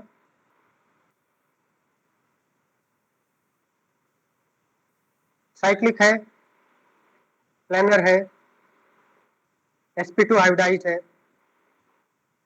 4n रूल को फॉलो कर रहा है या 4n+2 रूल को फॉलो कर रहा है। It is following Hückel rule. Right, Hückel rule को फॉलो कर रहा है, 4n+2 रूल को फॉलो कर रहा है if n is equal to कितना, 0। Right, number of pi electrons कितने हैं? नंबर ऑफ पाई इलेक्ट्रॉन्स है 2, नंबर ऑफ पाई इलेक्ट्रॉन्स है 2, तो इसका मतलब 4n+2 रूल को फॉलो कर रहा है और 4n+2 रूल को फॉलो कर रहा है, ये कैसा हो जाएगा? एरोमेटिक हो जाएगा। राइट, क्या पूरे रिंग के ऊपर डिलोकलाइजेशन हो रहा है? वो भी जरूरी है देखना। अगर डिलोकलाइजेशन नहीं हो रहा है कंप्लीट रिंग के ऊपर, तो फिर वो नॉन एरोमेटिक की कैटेगरी में आ जाएगा। राइट, मतलब अभी आपको प्रैक्टिस से आ जाएगा, ये तो मैं आपको इस तरह से बता देता हूँ। देखो यहाँ पे एक पाई बॉन्ड बना हुआ है और बाकी के दो पॉजिटिव का मतलब एम्प्टी ऑर्बिटल। तो देखिए सभी ऑर्बिटल क्या है, मतलब मान लो सपोज रिंग आपका जो साइक्लोब्यूटेन रिंग है वो XY प्लेन में है, तो all the blue coloured orbital, p orbitals are in z direction, so all orbitals are parallel, so electron can easily jump from one orbital to other orbital, so it is in cyclic conjugation all over the ring. right, तो इसका मतलब ये कैसा हो जाएगा? Aromatic. अगर cyclic conjugation नहीं होता तो एरोमेटिक नहीं हो पाता, फिर उसको क्या बोलते? फिर अगर कॉन्जुगेशन पूरे रिंग के ऊपर नहीं होता, मान ले 3 रिंग के ऊपर ही होता, 3 एटम के ऊपर होता, तो नॉन एरोमेटिक बोल देते हैं। Yes, so it is not necessary that it is following only, मतलब केवल 4n+2 रूल को नहीं देखना आपको, आपको 4n+2 रूल के साथ ये भी देखना है कि पूरे रिंग के ऊपर डिलोकलाइजेशन हो रहा है या नहीं। बात समझ में आ रहा है? सेकंड पिरिडीन,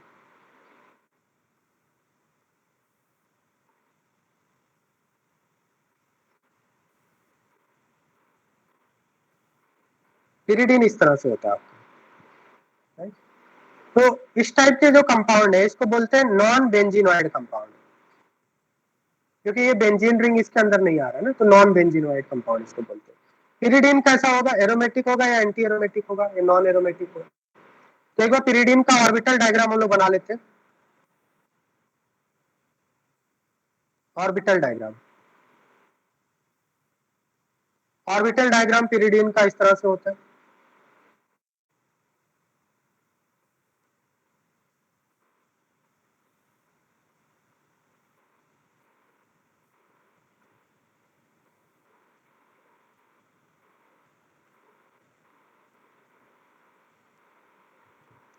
सपोज मान लीजिए जो रेड वाले ऑर्बिटल है वो पीजेड है। अब मुझे बताइए जो नाइट्रोजन का लोन पेयर है पिरिडीन के अंदर, number of pi electron in cyclic conjugation कितने होंगे? एनीवन? क्या वो 6 है या 8 है? 6 है या 8 है? बहुत ही इंपॉर्टेंट क्वेश्चन है। तो number of pi electron in cyclic conjugation 6 है, 8 नहीं है। 8 नहीं है। आपको दिख रहा है 8, 2 2 4 2 6 2 8, बट सिर्फ 8 इलेक्ट्रॉन होने से मतलब नहीं है। क्या वो 8 इलेक्ट्रॉन कॉन्जुगेशन में है? अगर कॉन्जुगेशन में है तभी काउंट करेंगे आप। तो यहाँ पे क्या होता है, नाइट्रोजन का जो लोन पेयर है पीजेड में, सपोज पीजेड ने नाइट्रोजन के पीजेड और कार्बन के पीजेड ने पाई बॉन्ड बना लिया, तो नाइट्रोजन का लोन पेयर क्या पीजेड डायरेक्शन में है? एक नाइट्रोजन के पास एक ही पीजेड होता है ना, तो नाइट्रोजन का जो लोन पेयर है एक्चुअल में वो हाइब्रिडाइज ऑर्बिटल में होता है। कौन से हाइब्रिडाइज ऑर्बिटल में होता है बताइए? कौन से हाइब्रिडाइज ऑर्बिटल में होता है? sp2 हाइब्रिडाइज ऑर्बिटल में होता है। sp2 हाइब्रिडाइज ऑर्बिटल में होता है जो कि परपेंडिकुलर होता है। This is perpendicular to this orbital, the orbital the orbital which contain lone pair, the orbital containing lone pair is perpendicular to pz।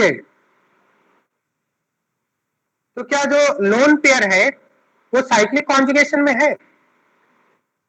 That is loan pair is not in cyclic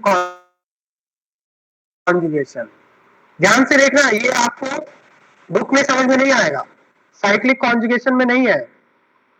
ये सब important बातें हैं जो 3D imagination है। बात समझ में आ रही है? तो यहाँ पे number of pi electron 8 count करेंगे या फिर 6 काउंट करेंगे? मैंने आपको बताया था पाई इलेक्ट्रॉन का मतलब we are interested in the pi electron which are in conjugation. Conjugation में कितने पाई इलेक्ट्रॉन है? कॉन्जुगेशन में केवल 6 पाई इलेक्ट्रॉन है। बाकी का जो 2 इलेक्ट्रॉन है लोन पेयर वो परपेंडिकुलर है। जैसे आप यहाँ पे देखिए, वीडियो दिख रहा है आपको, मतलब सपोज मान लीजिए पिरिडीन है, 6 नंबर रिंग है, तो जो आपका लोन पेयर है वो इस तरह से होता है, मतलब जो आपका प्लेन है, जिस प्लेन में आपका रिंग है उसी प्लेन में होता है, और बाकी के जो ऑर्बिटल है वो परपेंडिकुलर होते हैं। तो आपका जो लोन पेयर है वो पिरिडीन के प्लेन में होता है। मतलब सपोज मान लिया पिरिडीन, ये आपका जो साइक्लो 6 मेंबर्ड रिंग दिख रहा है ये एक्स वाई प्लेन में है, तो लोन पेयर भी एक्स वाई प्लेन में होता है। और जो आपके जो पाई बॉन्ड बना रहे हैं ऑर्बिटल वो कौन से डायरेक्शन में? उसके परपेंडिकुलर है, पीजेड है। तो पाई बॉन्ड बनाने वाले जो ऑर्बिटल है, जो पाई बॉन्ड बना रहे हैं वो पीजेड डायरेक्शन में है। रिंग आपका एक्स वाई प्लेन में है और जो लोन पेयर है वो भी एक्स वाई प्लेन में है। तो आपको इजीली समझ में आ रहा होगा कि लोन पेयर और जो पाई बॉन्ड बनाने वाले ऑर्बिटल है दोनों परपेंडिकुलर है। तो इसका मतलब loan pair is not in conjugation, cyclic conjugation, is not in conjugation with ring,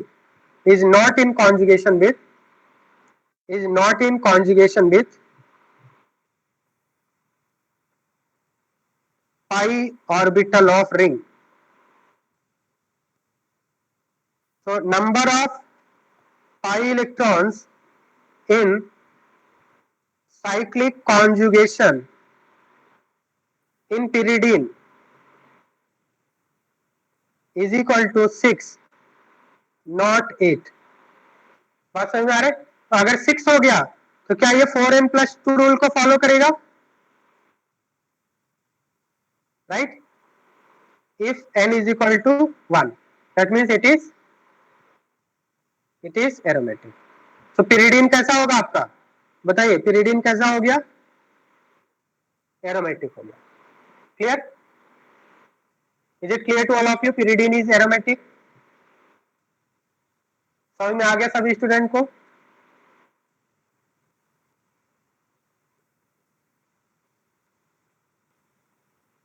response क्यों नहीं दे रहे? समझ में आ रहा है या नहीं? नहीं, मेजोमेरिक इफेक्ट नहीं होता है इसमें. जो आपका नाइट्रोजन का जो लोन पेयर है, ये lone pair single double bond ये कॉन्जुगेशन में नहीं है. This loan pair is not in conjugation with this double bond, क्योंकि मैंने आपको क्लियरली बता दिया कि लोन पेयर पाई बॉन्ड के परपेंडिकुलर है. क्या ये लोन पेयर कॉन्जुगेशन में है, रेजोनेंस में है? नो, लोन पेयर रेजोनेंस में नहीं है. लोन पेयर लोकलाइज्ड है या डीलोकलाइज्ड है? आप बोलेंगे लोन पेयर लोकलाइज्ड है. लोकलाइज्ड का मतलब जो एक ही एटम के ऊपर फिक्स रहे. तो नाइट्रोजन का जो लोन पेयर है यहाँ पे, ये कैसा है? इसका नेचर कैसा होगा? लोकलाइज्ड है ये lone pair. This is localized lone pair. मतलब ये आपका डबल बॉन्ड के साथ कॉन्जुगेशन में नहीं है. क्या ये सभी स्टूडेंट को समझ में आ गया? बहुत ही इंपॉर्टेंट है इसका जो आपका ऑर्बिटल डायग्राम इंपॉर्टेंट है. ये क्लियर हो गया सभी स्टूडेंट को? Why the lone pair is not in conjugation? Because it is perpendicular. It is perpendicular to other orbital, red orbitals. और परपेंडिकुलर ऑर्बिटल में कभी भी कॉन्जुगेशन नहीं होता है. तो यहाँ पे पाई इलेक्ट्रॉन 8 नहीं बोलेंगे, 6 बोलेंगे. That is it is aromatic. It is aromatic.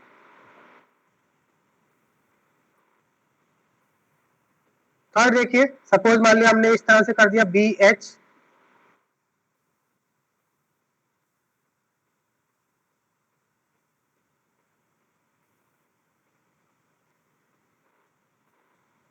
बताइए इसका नेचर कैसा होगा? एरोमेटिक, एंटी एरोमेटिक और नॉन एरोमेटिक?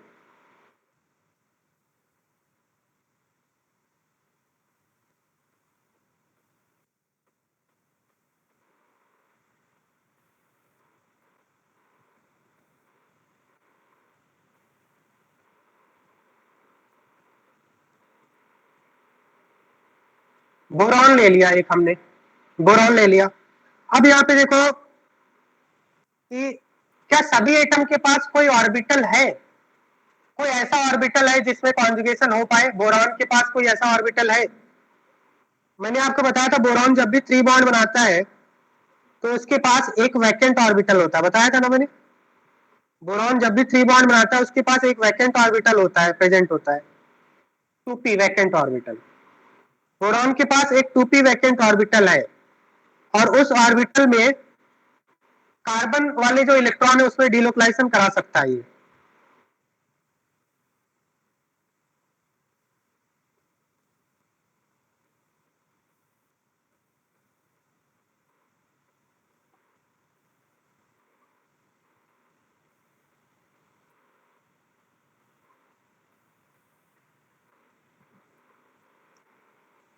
बोरॉन के पास एक वैकेंट p ऑर्बिटल है,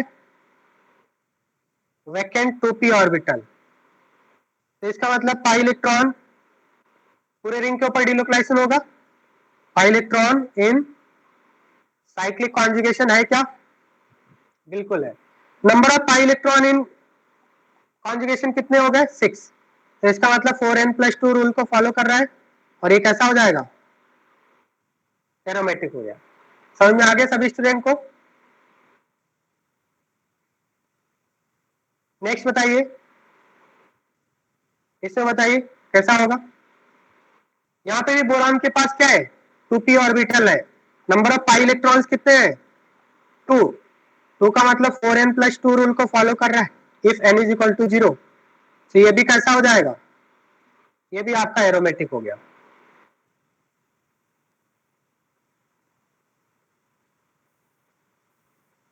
फिफ्थ देखिए, अगर दो बेंजीन रिंग हम लोग फ्यूज कर दें, जैसे ये आपका कंपाउंड, इसको क्या बोलते हैं? नेफ्थलीन. नेफ्थलीन कैसा होगा? एरोमेटिक, एंटी एरोमेटिक और non aromatic. Number of electrons कितने हैं? 10। 4n+2 रूल को फॉलो करेगा if n is equal to कितना हो जाए? 4n+2 फॉलो करेगा if n is equal to 2। n is equal to 2, तो इसका मतलब ये कैसा होगा? नेफ्थलीन भी एरोमेटिक होगा। दो बेंजीन रिंग अगर फ्यूज हो जाए तो भी एरोमेटिक होगा। And the pi electron is delocalized all over the ring. Next देखिए एंथ्रासीन, अगर 3 बेंजीन रिंग फ्यूज हो जाए तो इसको क्या बोलते हैं? एंथ्रासीन। एंथ्रासीन कैसा होगा? पाई इलेक्ट्रॉन कितने हैं? 3 to 5 to 7, 7 into 2 14। 4n+2 rule को फॉलो करेगा, 4n+2 फॉलो करेगा if n is equal to कितना हो जाए? 3, राइट। ये भी कैसा हो जाएगा? Anthracene is also aromatic. 7 देखिए फिनेंथ्रीन,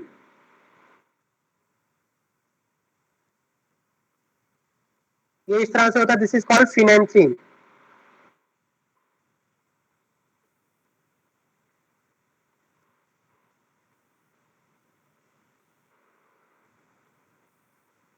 फिनेंथ्रीन कैसा होगा?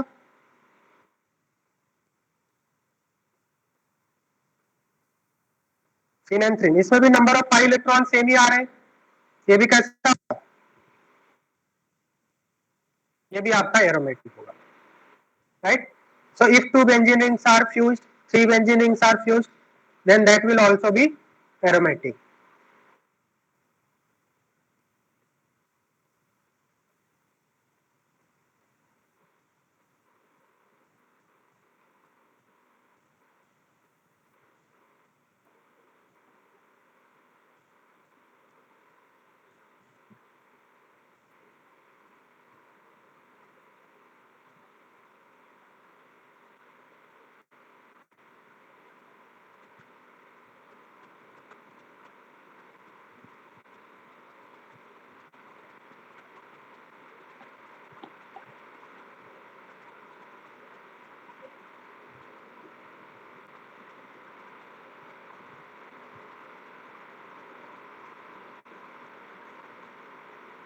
ओके, ये कंपाउंड कैसा होगा? अब ये कैसा हेट्रोसाइक्लिक कंपाउंड है, एक ऑक्सीजन आ गया ना बीच में। क्या सभी एटम कार्बन है रिंग के? रिंग के सभी एटम कार्बन नहीं है, तो ऐसे कंपाउंड को क्या बोलते हैं? ऐसे कंपाउंड को बोलते हैं हेट्रोसाइक्लिक रिंग। इसको बोलते हैं हेट्रोसाइक्लिक रिंग। तो इस हेट्रोसाइक्लिक रिंग का नेचर कैसा होगा? इसको बोलते हैं फ्यूरेन। इसका नाम क्या है? इस कंपाउंड का नाम क्या है? इसको बोलते हैं फ्यूरेन, फ्यूरेन रिंग। अगर आपका 5 मेंबर रिंग है, 2 डबल बॉन्ड है, एक ऑक्सीजन, तो इसको फ्यूरेन रिंग बोलते हैं। अब यहाँ पे बताइए कि ऑक्सीजन के पास कितने लोन पेयर होते हैं जब 2 डबल बॉन्ड बनाते हैं? Just like in water 2 lone pair होते हैं। मुझे बताना क्या दोनों लोन पेयर कॉन्जुगेशन में है? नंबर ऑफ पाई बॉन्ड्स कितने काउंट करोगे आप?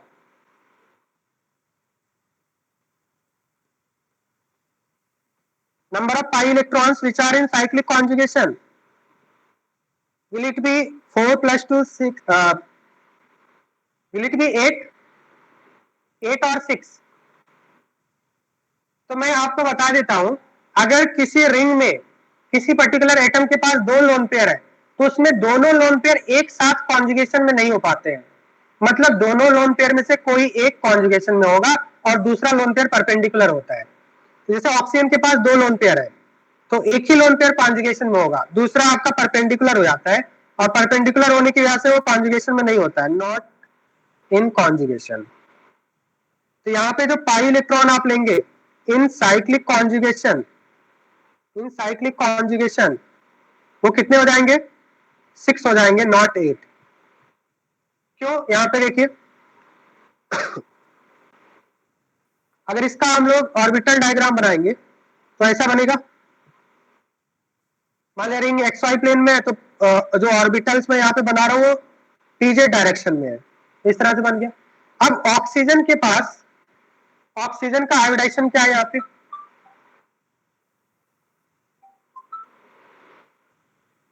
ऑक्सीजन में 2 लोन पेयर है, राइट, sp2 आयोडाइजेशन है। तो इसका मतलब क्या है कि ऑक्सीजन का जो एक लोन पेयर होगा वो ऐसा होगा, सपोज मान ले एक लोन पेयर ऑक्सीजन का पीजे डायरेक्शन में है, और जो ऑक्सीजन का दूसरा लोन पेयर होता है वो इसके जस्ट परपेंडिकुलर होगा, वो इस तरह से होगा दूसरा लोन पेयर, वो आपका किस प्लेन में हो जाएगा, XY प्लेन में हो जाएगा। ये आपका sp2 आयोडाइज्ड ऑर्बिटल में होता है, sp2 आयोडाइज्ड ऑर्बिटल में होता है, और वो XY प्लेन होगा, in the plane of ring. तो मुझे बताना ऑक्सीजन के दोनों लोन पेयर क्या कॉन्जुगेशन में है रिंग के साथ, दोनों लोन पेयर कॉन्जुगेशन में है नहीं, एक ही लोन पेयर कॉन्जुगेशन में है। तो नंबर ऑफ पाई इलेक्ट्रॉन कितना बोलेंगे हम लोग, 6 बोलेंगे, और 6 का मतलब क्या हो गया, 4n+2 रूल को फॉलो कर रहा है, तो ये भी कैसा हो गया, एरोमेटिक हो गया। ध्यान देना ये बात इंपॉर्टेंट है, इसमें 8 नहीं बोलना है, आपको 6 ही लेना है। समझ में आ गया सभी स्टूडेंट्स को?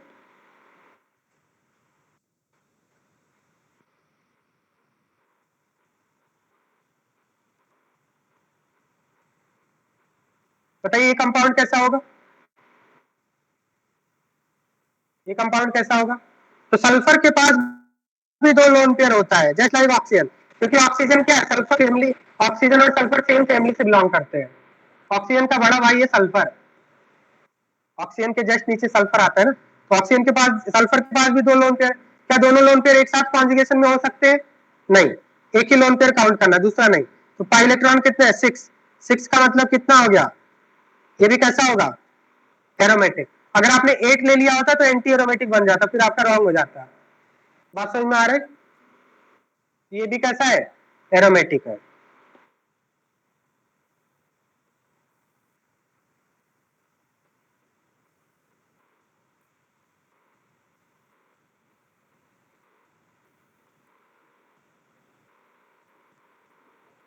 ये कंपाउंड कैसा होगा, तो इस टाइप का कंपाउंड ये थोड़ा सा डिफरेंट है। जब भी इस टाइप का कंपाउंड आ जाए तो आपको aromatic, anti aromatic, non aromatic देखने के लिए सिर्फ रिंग पे फोकस करना है, आपको रिंग पे फोकस करना है, रिंग के बाहर वाले एटम को इग्नोर करना है। तो इसको सबसे पहले तो हम लोग क्या करते हैं, ये जो पाई इलेक्ट्रॉन है, मुझे बताना जब पाई इलेक्ट्रॉन डीलोकलाइज होगा तो किसके ऊपर जाएगा, मोर इलेक्ट्रोनेगेटिव एटम के ऊपर जाएगा। मोर इलेक्ट्रोनेगेटिव कौन है, कार्बन या ऑक्सीजन, ऑक्सीजन। तो इसको जब हम लोग ब्रेक करेंगे तो ब्रेक करके इस तरह से लिखेंगे, पॉजिटिव नेगेटिव, इस तरह से लिखेंगे। अब हमें क्या करना है, इसको एरोमेटिक एंटी एरोमेटिक देखने के लिए सिर्फ रिंग पे फोकस करना है, और इस टाइप के रिंग को ट्रोपाइलियम बोलते हैं ना। ट्रोपाइलियम कैसा होता है, एरोमेटिक होता है। ये कैसा हो गया, हमें सिर्फ रिंग को देखना है, रिंग के बाहर वाले एटम से कोई मतलब नहीं है। ये कैसा होगा, एरोमेटिक। तो जब भी C डबल बॉन्ड O तो इसको पहले क्या करना, ब्रेक कर देना है प्लस माइनस में। बात समझ में आ रहा है। और पाई इलेक्ट्रॉन किसके ऊपर शिफ्ट होगा, मोर इलेक्ट्रोनेगेटिव एटम। तो पाई इलेक्ट्रॉन के दोनों इलेक्ट्रॉन ऑक्सीजन के ऊपर शिफ्ट हो गए, कार्बन के ऊपर पॉजिटिव, ऑक्सीजन के ऊपर नेगेटिव। सपोज मान ले A डबल बॉन्ड B है, और इसको जब ब्रेक करेंगे, suppose B is more electronegative than A, तो जब ये ब्रेक होगा तो इस तरह से ब्रेक होगा, प्लस माइनस। ये बात समझ में आ रहा है सभी को। अगर B ज्यादा इलेक्ट्रोनेगेटिव तो एक B के ऊपर माइनस आएगा, A के ऊपर प्लस आएगा, क्योंकि दोनों पाई के इलेक्ट्रॉन B के ऊपर शिफ्ट हो गए। ऐसा ही कुछ कर रहे हैं हम लोग यहाँ।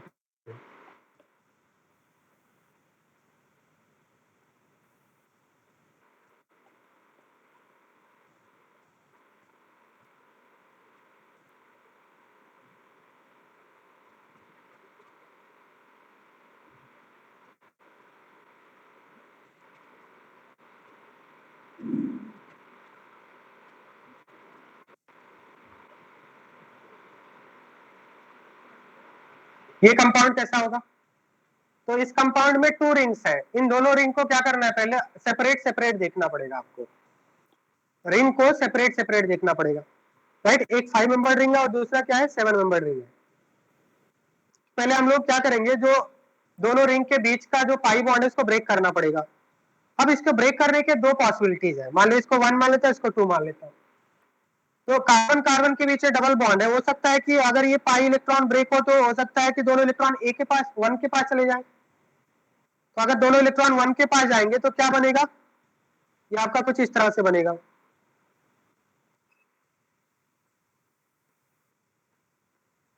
This is first possibility, first case. और दूसरा केस क्या बनेगा? दूसरा केस क्या बनेगा? अगर रिवर्स डायरेक्शन में पाई इलेक्ट्रॉन शिफ्ट हुआ तो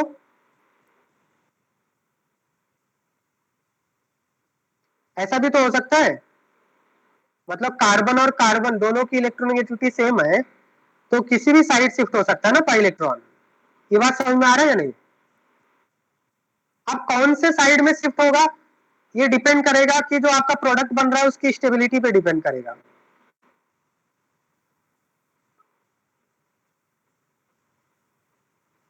बताइए, दो केस बनेंगे, ये समझ में आ रहा है आपको?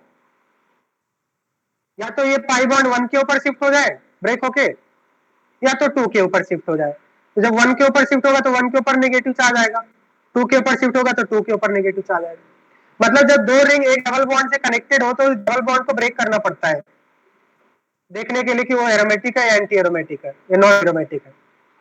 अब इनमें से कौन सा केस करेक्ट होगा, इलेक्ट्रॉन कौन से डायरेक्शन में शिफ्ट होगा, it will depend on the stability of product. तो अगर हम यहाँ पे देखें फर्स्ट वाले स्ट्रक्चर में, तो इसको हम लोग सेपरेट सेपरेट देखेंगे। ये कैसा होगा? 6 इलेक्ट्रॉन है, एरोमेटिक। और नीचे वाला जो रिंग है 7 मेंबर रिंग, ये भी कैसा है? Aromatic, 6 pi electron.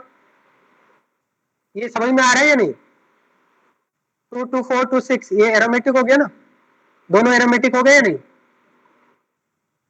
नेगेटिव, ऐसा कर दिया हमने, दोनों रिंग एरोमेटिक है। और अगर किसी कंपाउंड में दो रिंग एक सिंगल बॉन्ड से ज्वाइंट होते हैं और अगर दोनों एरोमेटिक है तो पूरा कंपाउंड को एरोमेटिक बोलेंगे। मतलब ये कंपाउंड कैसा हो जाएगा बताइए? This whole compound is aromatic because both the rings are aromatic. ये एरोमेटिक हो गया। अगर मान लिया हम लोग इस तरह से ब्रेक करते हैं सेकंड वाले केस में, क्या सेकंड वाला केस स्टेबल होगा? सेकंड वाला केस स्टेबल होगा। ये कैसा होगा बताइए? 4 pi electron means anti aromatic. Anti aromatic are highly unstable, anti aromatic is highly unstable. और सेकंड वाला रिंग भी कैसा हो जाता? 2 2 4 2 6 2 8 8 पाई मींस सेकंड रिंग भी एंटी एरोमेटिक है। मतलब अगर आप ऐसा ब्रेक करते तो ये कंपाउंड कैसा होता? डबल ए, मतलब ये हाईली अनस्टेबल वाले सिचुएशन में हो जाता। तो इसका मतलब जब भी पाई बॉन्ड ब्रेक होगा ये फर्स्ट केस की तरह से ब्रेक होगा या सेकंड केस की तरह से ब्रेक होगा? फर्स्ट केस की तरह से ब्रेक होगा। हमेशा जो है आपका पाई इलेक्ट्रॉन 1 की तरफ जाएगा, 2 की तरफ नहीं आएगा। 2 की तरफ इसलिए नहीं आएगा क्योंकि 2 की तरफ अगर आएगा तो कंपाउंड हाईली अनस्टेबल हो जाएगा, और कोई भी कंपाउंड अनस्टेबल नहीं होना चाहता है, हर कंपाउंड स्टेबिलिटी गेन करना चाहता है, राइट? तो इसका मतलब ये कंपाउंड कैसा हो जाएगा? अगर आपको पूछा जाए कंपाउंड कैसा है तो आप बोलेंगे एरोमेटिक। सेकंड सिचुएशन नहीं होगा, ये सेकंड आपका केस, ये ऐसी इस तरह की breaking this is not possible, ऐसी ब्रेकिंग नहीं होगी। ये समझ में आ गया आप सभी को?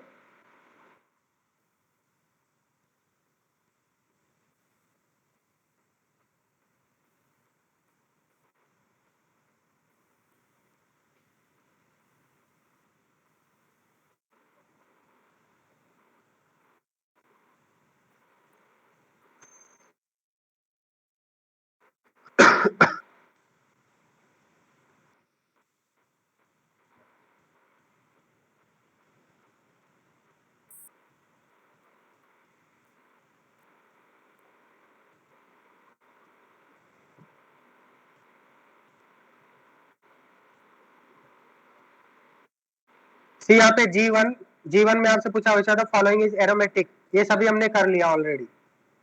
आइडेंटिफाई द एरोमेटिक कंपाउंड, तो इसमें एरोमेटिक कंपाउंड कौन सा होगा? ये 4 में से एरोमेटिक कौन सा होगा? ए बी सी डी बताइए, विच विल बी एरोमेटिक?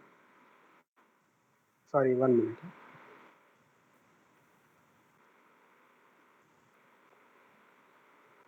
दिखाई दे रहा है आपको? Identify the aromatic compound.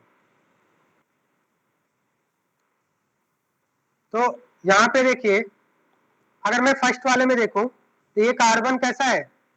sp3 hybridised है, क्या ये एरोमेटिक हो सकता है? नहीं।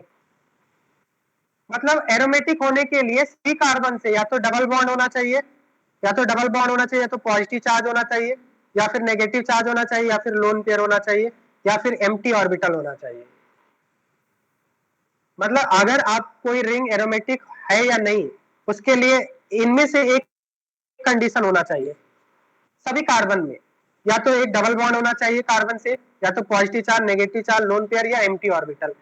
क्या इस कार्बन के पास इनमें से कोई भी कंडीशन सेटिस्फाई हो रहा है? ना ही डबल बॉन्ड है, ना ही पॉजिटिव, ना ही नेगेटिव, ना ही लोन पेयर, ना ही एम्प्टी ऑर्बिटल है, तो इसका मतलब ए तो नहीं हो सकता। बी, अगर बी देखें तो बी में टोटल पाई इलेक्ट्रॉन कितने हैं? 2 2 4 2 6 2 8 2 10। 10 का मतलब 4n+2 रूल को फॉलो कर रहा है, तो एरोमेटिक हो जाएगा। n इज इक्वल टू 2 रखेंगे। और सी में अगर हम देखें, सी में कितने 2 2 4 2 6 2 8 है। 8 का मतलब ये डबल ए है, एंटी एरोमेटिक है, ये नहीं हो सकता है। यहाँ पे देखिए डी वाले में, डी में कैसा होगा? डी में जब आप ब्रेक करेंगे तो एक के ऊपर पॉजिटिव आएगा, दूसरे के ऊपर नेगेटिव आएगा, क्योंकि सिमेट्रिकल है, तो किसी के ऊपर पॉजिटिव, किसी के ऊपर नेगेटिव बनाइए, कोई फर्क नहीं पड़ता है। अब अगर हम यहाँ पे देखें तो एरोमेटिक होने के लिए दोनों रिंग सेपरेटली एरोमेटिक होना चाहिए। क्या दोनों रिंग सेपरेटली एरोमेटिक है? एक एरोमेटिक है, दूसरा एंटी एरोमेटिक है। तो अगर किसी कंपाउंड में एक एरोमेटिक है, दूसरा एंटी एरोमेटिक है, मतलब दोनों एरोमेटिक नहीं है, तो इस कंपाउंड को हम लोग एरोमेटिक तो नहीं बोलेंगे। ये तो क्लियर बात है कि एरोमेटिक नहीं बोले, क्योंकि एरोमेटिक होने के लिए दोनों रिंग एरोमेटिक होना चाहिए। तो ये समझ में आ गया आपको? कौन सा ऑप्शन करेक्ट होगा? बी ऑप्शन करेक्ट हो जाएगा। क्लियर?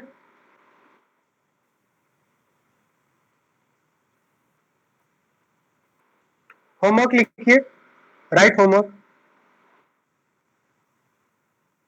एक्सरसाइज 1 सेक्शन जी, सेक्शन जी में G3 हम लोग नेक्स्ट क्लास में डिस्कस करेंगे, ठीक है? देव बताता हूं, वेट। सेक्शन जी, देन आप हीट ऑफ हाइड्रोजनेशन वाले क्वेश्चन करेंगे। Question number 17, exercise 2 part 1, question number 17, question number 16, question number 19, question number 20, 21, 22,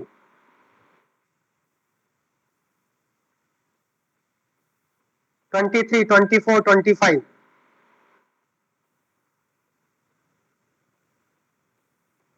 part two question number 7, which are the following is aromatic. Aromatic वाले जितने भी question है आप सभी solve कर सकते हैं, और जो नहीं आएगा वो हम लोग नेक्स्ट क्लास में डिस्कस करेंगे। Question number 7, question number 8, question number 8 में एक दो एक्सेप्शन है, वो हम लोग नेक्स्ट क्लास में डिस्कस करेंगे। एक्सेप्शंस है उसमें, ठीक है? एक एक्सेप्शन है, वो डिस्कस करेंगे हम।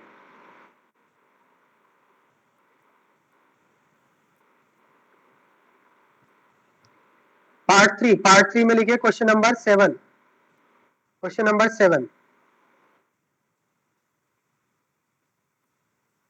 Question number 8, question number 9, question number 10,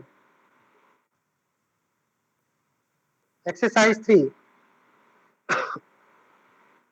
exercise 3 में question number 10, question number 10, 11, 13, 10, 11, 13 note कर लिया क्या आपने? नोट कर रहे हैं क्या? Part 3 question number 10, 11, 13। पार्ट 2 में लिखिए एक्सरसाइज 3 पार्ट 2 में 3, 4, 5, 6, 3, 4, 5, 6, 3, 4, 5, 6, ठीक है? नेक्स्ट क्लास में हम लोग ये डिस्कस करेंगे होमवर्क, राइट? तो आज की क्लास में जो भी हमने पढ़ा इसको आपको रिवाइज करना है, होमवर्क सॉल्व करना है। नेक्स्ट क्लास में हम लोग होमवर्क डिस्कस करेंगे, ठीक है? हाँ वेट, देव बताता हूं मैं।